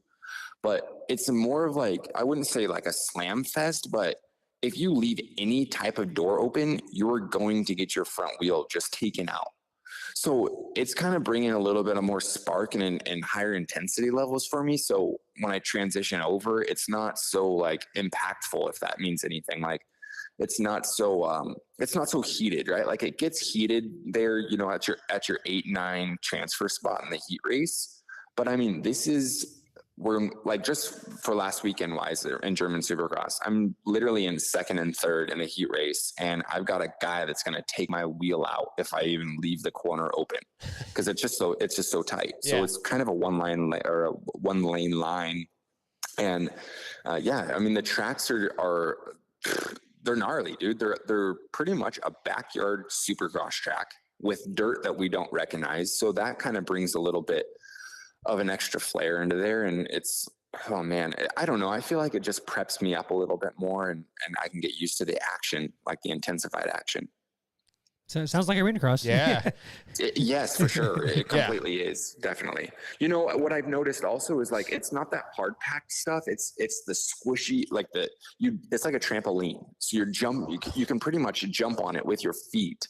So it grips you in a way where you really can't judge where your bike's going to go. I mean, obviously Jet Lawrence, maybe a different story, but it's like, you have got to stick to your line. And if you do dip or dive in any way, you got to make sure that you're on the throttle, or you will kind of like go with the track and it'll just skirt you right out of your line, which is crazy. But That sounds fun. Yeah, no, for sure. It's fun. It's hard to get used to it, but freaking A, man. No sarcasm. It doesn't sound fun to me at all. I would say it's fun, but after you get a couple wins or podiums, then it's different. Right? Yeah, dude. I'm just glad you're getting some gate drops and you're back riding. And like, what's your training program looking like? You're from the West Coast, but you said you're currently on the East Coast. Is that just for holidays, or are you doing some training out here trying to change up the program? Yeah, I completely changed up the program a little bit. I've been out here for, I don't know, maybe a couple of months or so on the East Coast, and yeah, man, just grinding away. It's been nice over here. I'm at a place over here, and the grind's real. It's gnarly. Good for you, man. Good for you. Like I can hear the excitement in your voice, and you're always good when I interview you. But I can just I can tell it's back, man. Like I feel like the last time I talked to you, I can't remember when it was, but it's been a while. But you didn't sound like yourself, and you do sound like yourself again. Yeah, for sure. And, I figured that if I'm going to go back to this thing, I've really got to change. I want to change the way of the life. Like, California kind of gets old a little bit when you're just on the freaking hard packed tracks all the time. You're going to the test track and you got a couple others. But yeah, I needed to really change a pace and figure out a boot camp that was going to work for me. So good. Yeah, we're here now grinding. And it's like, gosh, man, I couldn't thank everyone else who was around me and making this happen. Well, I keep saying I'm stoked to hear it. I can't wait to see you. I'm glad we got to talk to you for a few minutes. And I've been wrapping these interviews up with these personality questions, but instead with you, I'm gonna kind of throw you under the bus a little bit, okay? A little mysterious you are. Yeah. How's McKenna first? Amazing. Yes, amazing. She's working hard. She's got a new job, so she's like really just kind of facilitating that place in Idaho where our house is. And I sure do miss that gal. Well, here's where I'm gonna throw you under the bus. Have you put a ring on that finger yet? I did. You did? I did. So my guy. Maybe last year, not last year, but the year prior to that, we had a Brazilian arena cross, and I surprised her with a little flight to Rio de Janeiro, and we went to the highest mountaintop on a gondola, and I had the crew right there video the whole thing, dude. It was amazing. Okay, I missed that. I'm happy because I was about to tell you I'm single now, bro, and if you don't do it, somebody else might. For sure. I'd be cut in a second, dude. I had to wrap that thing up quick. Good for you, dude. I am so stoked. Tell her I said congratulations. I wish I had done that when it happened, but I missed it somehow. But yeah, dude, I'm happy to hear your voice again, bro. Really am.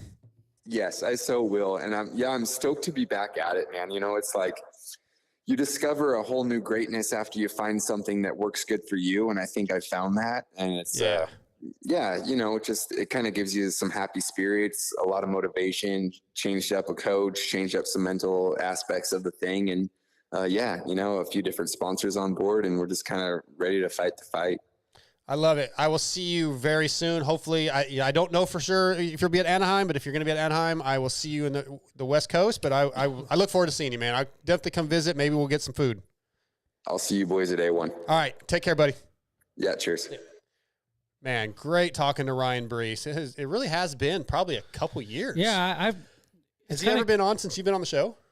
If it's been a minute, if so, because it might have, we might have had him on in the early days of you, but it's been too long. Yeah, I'm glad he's back. I hope it goes well. It's going to be a struggle. It's not going to be easy, but he's just a great guy. That the pace has gotten pretty crazy since. Yeah, he's a great dude. So very, very excited. Okay, let's get into a couple more things. I have a bunch of notes. Probably not going to get to all of them tonight. How's the chat going? Yeah, it's been our usual suspects. Good, It's been good. stuff. Thank you guys for tuning in on a Yep. pre-Thanksgiving night. Yeah, happy Thanksgiving to everybody. If you guys are listening live, if you listen tomorrow or whatever, MotoXpodShow@gmail.com. I'm going to ask you again, just guys, start flooding our email.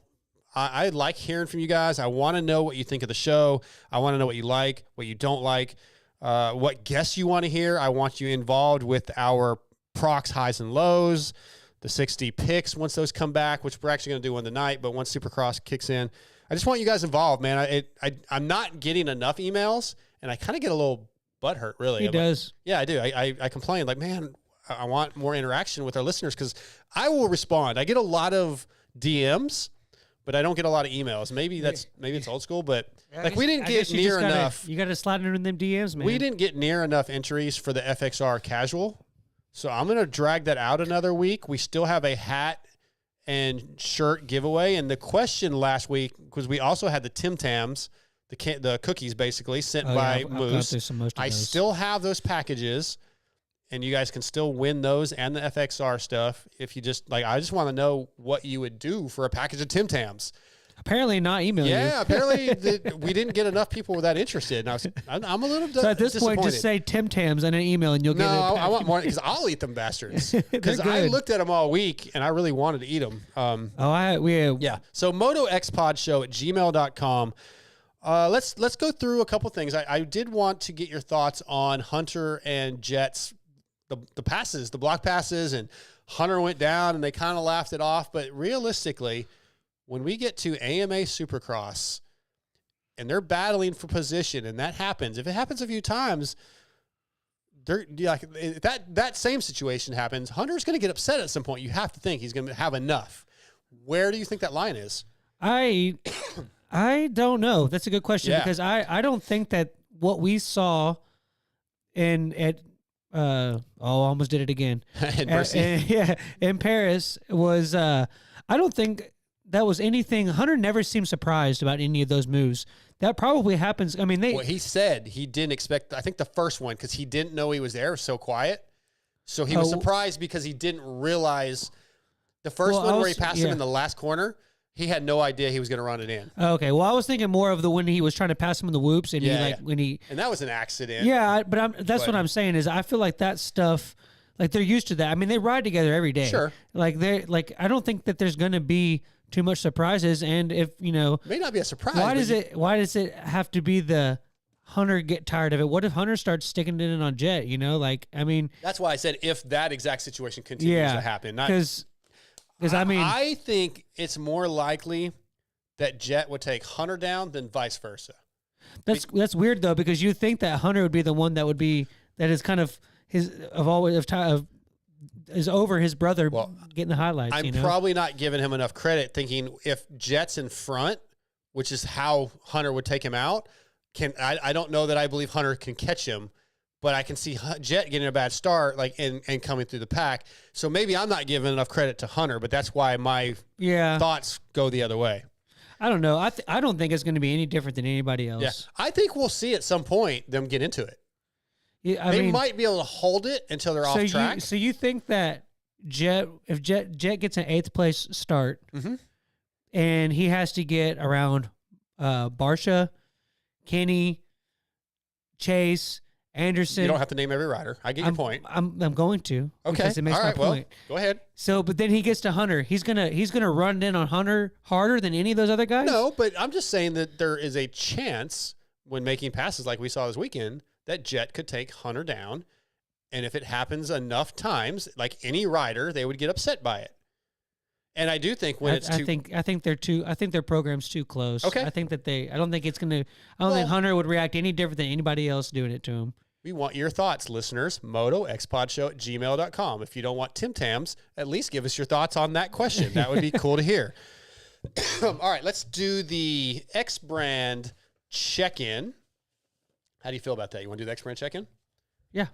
Cool. Good, because that's what we're about to do. Okay, cool. Yeah. Glad I had X brand goggles has quietly grown into one of the premier goggle choices available, using some of the most grueling conditions by the GNCC riders, as well as pro motocross and supercross riders. Hunter Lawrence had some X brand lucids on his head this weekend and in Paris, not Bercy.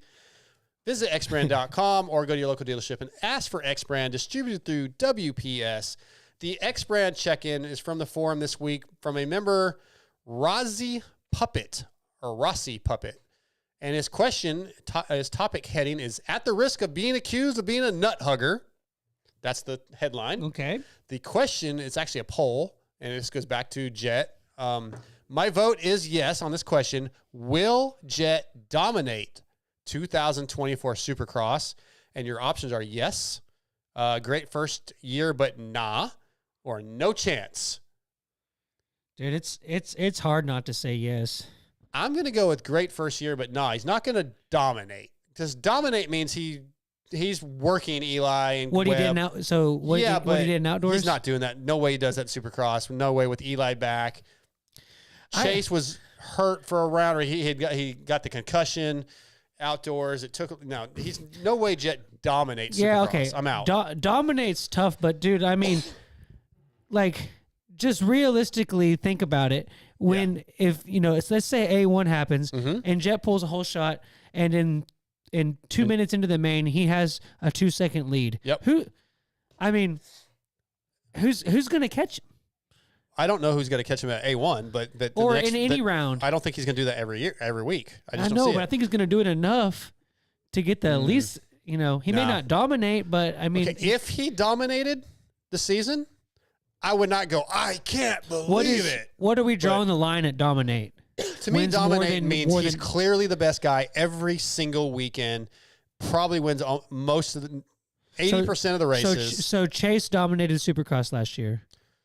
I don't know that he did, because he even though he was probably the fastest guy, he would crash. So then Eli or Coop or somebody else would win. So how many wins? To me, dominate means he's going to win 10 of the rounds. And even the rounds he doesn't win, he's probably the best guy. That's kind of what Chase did. Yeah, I don't consider what Chase did dominating. So it has to be better. It has to be better than that. Okay. So I don't think it happens. If that's the criteria, then I don't think he dominates. But he is 100% like stamp guaranteed going to win at least a race. Oh well, yeah. I mean, winning one race doesn't mean he dominated though. No, so, yeah, but I'm just saying that's so far different from what the question is. Okay, he's going to win at least 5 races. I would stamp guarantee of 5 races. All right, I'll give you 5. How many race winners do we have in 23? The average has been 5. I want to say 5. Still 5. Yeah. Okay. All right. Well, we have another question we're going to get to in about our top 5 minute.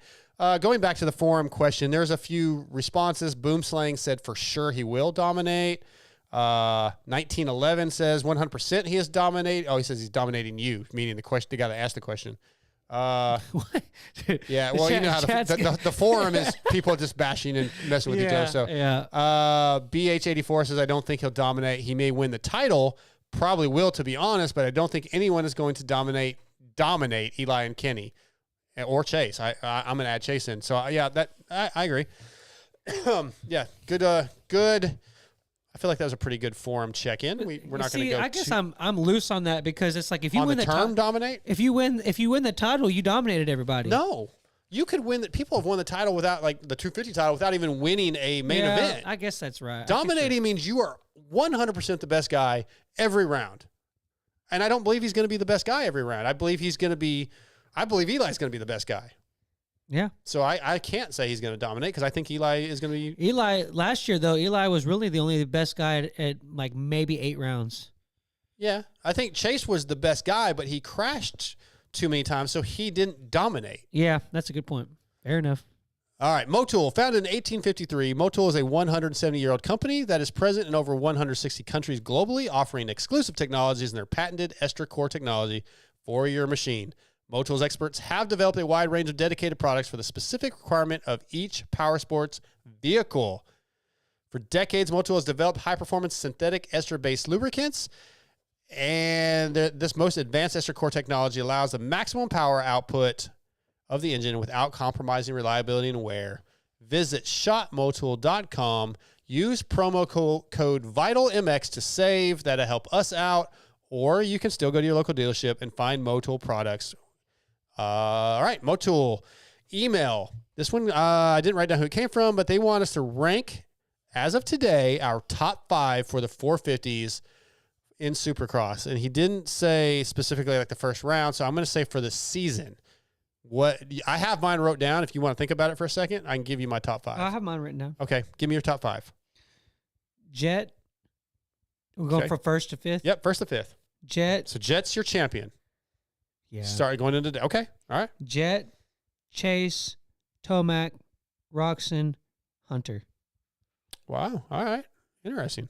I went Eli, champion, Jet, and before Paris, I would have said Chase, then Jet, but I switched them. So it's Eli, Jet, Chase. Coop's going to figure it out. Again, we're in my heart on my sleeve a little bit. And I was kind of torn between Kenny and Jason Anderson on the new Kawasaki. Jason has a new training program. Yeah. He wants to keep it on the DL, so I'm not going to say who it is. He's got a new trainer. He's got a new outlook. Got a new kid. Yeah. But I'm going to go Kenny, though, over Jason. Let me ask you this. The Jason Anderson thing is interesting. And we didn't even talk about Barsha or Dylan Ferrandis. Yeah. I mean, but the Anderson thing, I feel like I could easily see him in second or third, or like seventh or eighth. Sure. I don't. Is he either? I can't argue that. It's either like he's either second or third. I don't see him in fourth or fifth. I see him either second or third, or And like you mean seventh. consistently, for or the point standings? For the point standing, yeah, okay, Yeah. yeah. Because I do think he's going to be kind of consistently in one or the other, like you say. Yeah. He's going to be fighting for podiums, or he's going to be off the pace like he was this year. So it's really like he's either going to finish seventh or eighth in the points, or Sure. second or third. Like there's no in between for me. That's fair. That's Yeah. another thing you guys can email us about. We would love to hear your top 5s. And that's at motoxpodshow@gmail.com. Guys, I love it when you DM me because I will respond to those things, but don't DM me your answers to these things because I'm not going to use them on air probably. I want to be able to talk about these things. Make sense? You think that's fair? No, that didn't make sense. No? Doesn't make sense? Nope. Fair enough. If they answered it, they answered it. I know, but when I say send us an email, maybe I should just take answers on our dude, you have a Gmail, bro. Like, I mean, I have what? You have Gmail, AOL. You have AOL, don't you? I have AOL, Gmail, and VitalMX.com emails. I have 3 emails. Yeah. I think you should actually have be. more than I think that. you should be happy that we're just getting DMs. Fine. Well, fair enough. I think you're wrong. Okay. Prox. That was not the first. Prox, rooted in racing from motocross to off-road, supporting teams like Pro Circuit Kawasaki and Pro Yamaha and SLR Honda. Prox has been dedicated to supplying quality components since 1975. From complex jobs like an engine rebuild to simple maintenance like filters, chains, and sprockets, Prox aims to bridge the gap between OE quality and affordability. You can find Prox at your local dealer or online retailer, so visit prox-usa.com to search for your parts for your bike and follow them on social. Prox highs and lows. You got any lined up? I got mine. You go ahead. All right, my highs. 49ers. Oh, God. Davey Coombs posted on Instagram a post that was a picture from the Eagles football game versus the Chiefs. Yeah, it was a big game. And it was Travis Kelce with Jalen Hurts behind him, and right behind him was DeAndre Swift.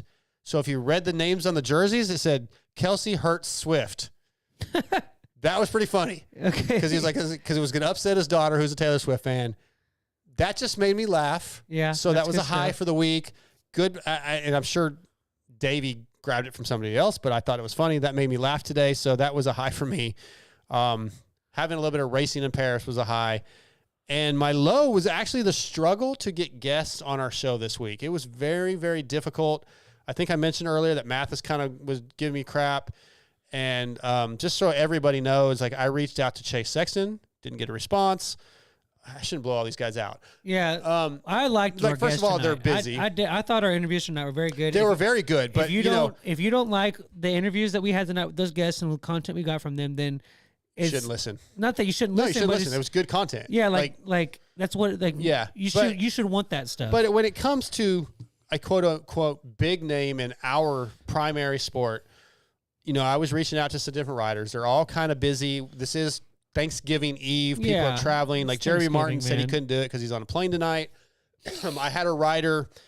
I texted Monday, and I didn't hear from him Monday morning. So Monday night, I was like, hey, just checking back. Yeah, let me know if you can't do it. Love to have you on, whatever. And the rider said, oh, sorry, man, I was at the track. What time? So I said, told him what time I would need him, and then I didn't get another answer for 2 days. That was kind of a bummer. So, and that's just what happens sometimes. It's a rough time of the year, and look, I know we're not on the level of Pulp Mix. Yeah, Steve could probably get different guests a little easier than we can, but it's been a bit of a struggle during this offseason to get guests lined up. Hopefully, once the season kicks back in, we'll get back to having more Supercross guys, but we're going to continue having off-road riders. We're going to continue having amateurs because I want to. I want to hear from these other riders. Yeah, makes us if you don't like that, email us at motoxpod.com. Let us know. And let me know. And I will tell you I am sorry, but we're not going to change it. Yeah. All right. 6D since inception almost 12 years ago. 60. So I don't have any highs and lows. Oh, yeah. Sorry, man. There's a low. I forgot about you. Yeah. That's my lows that I don't get thought about ever. My highs were, just good racing, seeing that I think I'm going to go with Hunter, seeing how Hunter performed. And even though I'm kind of jumping off a rabbit hole, but I don't feel off like a rabbit hole or down a rabbit hole. Whatever. Are you jumping off a rabbit hole into Bercy? Yeah, exactly. I don't think we saw the best Kenny. Yeah. No, definitely not. So I think the second day we did. So there's my high is the optimism going into the next season of what we're going to see between from everything. Okay. Like that was just like a little taste of a little bit that we're going to see. So okay, that was my high. My low was the freaking Eagles are still winning games against. They're good. Yeah, they're good. They're just like there's a few teams that are really good. I mean, I hate saying it, but Cowboys look good. Yeah. I feel the NFC teams to you are the Eagles, the Cowboys, and the Niners, right? Yeah. Maybe the Lions. Yeah. I mean, the NFC. Sure. Yeah. I mean, those are the teams. One of those three teams will more than likely win the NFC Championship. Probably so. Yeah. Yeah. It's going to be postseason's going to be good. Yeah. Hopefully We'll probably have to come back to Candlestick again. It's probably how it's looking. Yeah. But I mean, the odds are starting to get in your favor because you've lost 3 or 4 in a row against us, I think. So. Yeah, we're due one. Yeah, that kind of happens sometimes, but yeah, I'm excited. It's been good. So, yeah, and as a Cowboy fan, you hate the Eagles, right? Oh, without a doubt. See, I don't. The only team I hate is the Cowboys. They're not even in our division, and that's kind of messed up. Like, at least I hate a division. I can't help it, man. Yeah, I don't really mind. I kind of disliked the Seahawks for a while when they were really good because you always had to play because them? they were kicking our ass. But then why am I blanking on the coach's name? Let me. I know we're kind of going down the NFL sorry guys. thing, We'll but just a few more minutes here. But like the week that we were playing San Francisco, that was like week 3 or 4. Yeah, or in the early playoffs, I'm the biggest San Francisco hater. Sure, F them. Oh yeah, all that. When y'all are playing the Eagles in a couple of weeks, go 49ers. Like, see, and I struggle with that. Like if here literally that's how much more I hate the Eagles. Yeah, but let's say it's the last game of the season. And the Cowboys are playing, let's say, the Seahawks. And the Seahawks have to lose for the 49ers to make the playoffs. I still struggle to pull for the Cowboys to win. That's how much I hate them. Why does everybody hate the Cowboys so damn much? I would rather the Cowboys lose than the 49ers win. That doesn't... it comes from the 90s, from 91 to and 4, when the Cowboys beat the 49ers in the NFC Championship. I think it's because of my generation. I think I'm that way with the Patriots. Seeing the Patriots struggle this year is makes you happy. Fills my stomach with joy. Yeah. All right, we'll move on from. No did you give a low? It was the Eagles. Yeah, that's it. Okay. Yeah, I guess. All I right. don't really have many lows, so that's good. Yeah, it's good. Since its inception almost 12 years ago, 60 Helmets has been dedicated to the relentless pursuit of brain protection. From the original ATR-1 to the successor, the ATR-2, the goal was to develop a revolutionary design concept utilizing creative, forward-thinking technology that would change the market.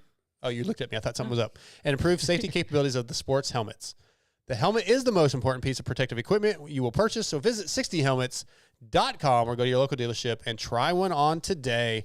Yeah, let's do 60 picks for World Supercross this weekend in Australia in the 450 class, the SX1 class. Who's your podium? And I'll give you mine if you want me to go first. Yeah, go first. I'm going to go Kenny, Savacci, Dino. Freeze does not make the podium because somebody lays him out. Yeah, or it's either that or Freeze wins. or that or Freeze wins because he took everybody out. Yeah, but I'm going to go with mine. Yeah, honestly, man, I think that It's going to be a lot harder for him to win in Australia. What are the bigger floor? I guess I'm gonna have to look before I watch it this weekend. Who has the best chance of winning the championship? Savacci? Savacci's up, but but not by much, like 3 or 4 points. I think. Then behind, and Ken's behind that, and the Dino's not far behind that. Right? No, I think Dino's down a little bit. I think Freeze is next. I think I can look while if you have. Yeah, I think I mean, yeah, Kenny there's not going to be a double decker start thing again, right? I'm not positive. Yeah, that's a question. I think it's hard to go against Kenny winning. Yeah, I think you're. Oh, you're right. Dino is third. So Savacci with 127, Roxon 122, so -5. Dino is 111, so that's so 16 Roxon points. needs Dino to beat Joey. I don't know how their points break down because they do so many races. Yeah. Joey is definitely the most. Joey would be the favorite to win. Yeah, that'd be interesting to see. I guess just for the sake of, but we're only talking about the podium for the night. Your podium is pretty solid. I guess just to make it interesting, I'll just switch Dino and Savacci. Okay. Yeah. I'll just do this little thing here. Yeah. It's going to be hard to beat Kenny. Yeah. And Australia's a little more accustomed to Supercross races. It's going to be a bigger so floor, it's going to be sure. a bigger format. Yep. It's going to be kind of more what we're used to seeing, I think. Okay, I think we're going to wrap this up. I feel like there was a note that I'd made of something. Oh, I want to touch on. So Friday, I have a Industry Insights. It's a feature. If you're not checking out Vital every day for all the content that we're getting put up, please do. But every Friday, pretty much, I put up an Industry Insights, which is an interview with somebody within the industry. We go through how they got into the career, into moto, how they got their career started in the sport, whether they're a racer or work in the industry. So this Friday, Michael Lieb, I interviewed him. His Industry Insights coming up because he's the owner of Canvas Gear, and they've got some really cool things coming.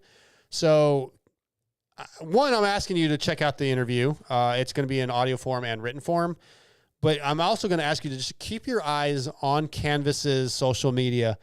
There's something really, really cool coming that we can't announce yet that Michael can't talk about, and it's not going to be in the Industry Insights. But there's something really cool coming that I think a lot of people are going to like. And I think that news will be broke in the next 2 or 3 weeks. So I think it's going to be a really cool marketing thing that people are going to be happy about. Interesting. Yeah. So I'll tell you off air, maybe. But if you do, you would check out the Industry Insights that's coming up. And just, follow Vital MX, follow our social. Lewis Phillips is crushing it with stuff he's been putting up, and I'm trying to keep up. And Michael Lindsay's got some cool stuff coming out. So, there's a lot of people at Vital, 3 of us primarily, a couple of guys that post some stuff that we put a lot of content up. I hope you guys like it. And, other than that, I think that's a wrap. I want to thank all of our sponsors, our presenting sponsors, Racetech and Boyesen, along with Prox, X-Brand, Guts, FXR, 6D, Motul, WUSA. Want to thank our guests, Brandy Richards, Taylor Robert, Ryan Breece. I'm going to even give you a thanks since tomorrow's Thanksgiving, Scotty. Thank you for being here. That's what I'm going to be. When they ask me tomorrow at family Thanksgiving what I'm thankful for, I'm going to be like, Dark Side finally recognized me last night. Yeah, I thank you for being here. And TJ, if you happen to be listening, I thank you for not being here. Yeah, wow. That's a wrap. We plan on doing a show next week. I think Jeremy Martin is in for next week. We'll work on a few more guests. But other than that, we're out. Happy Thanksgiving.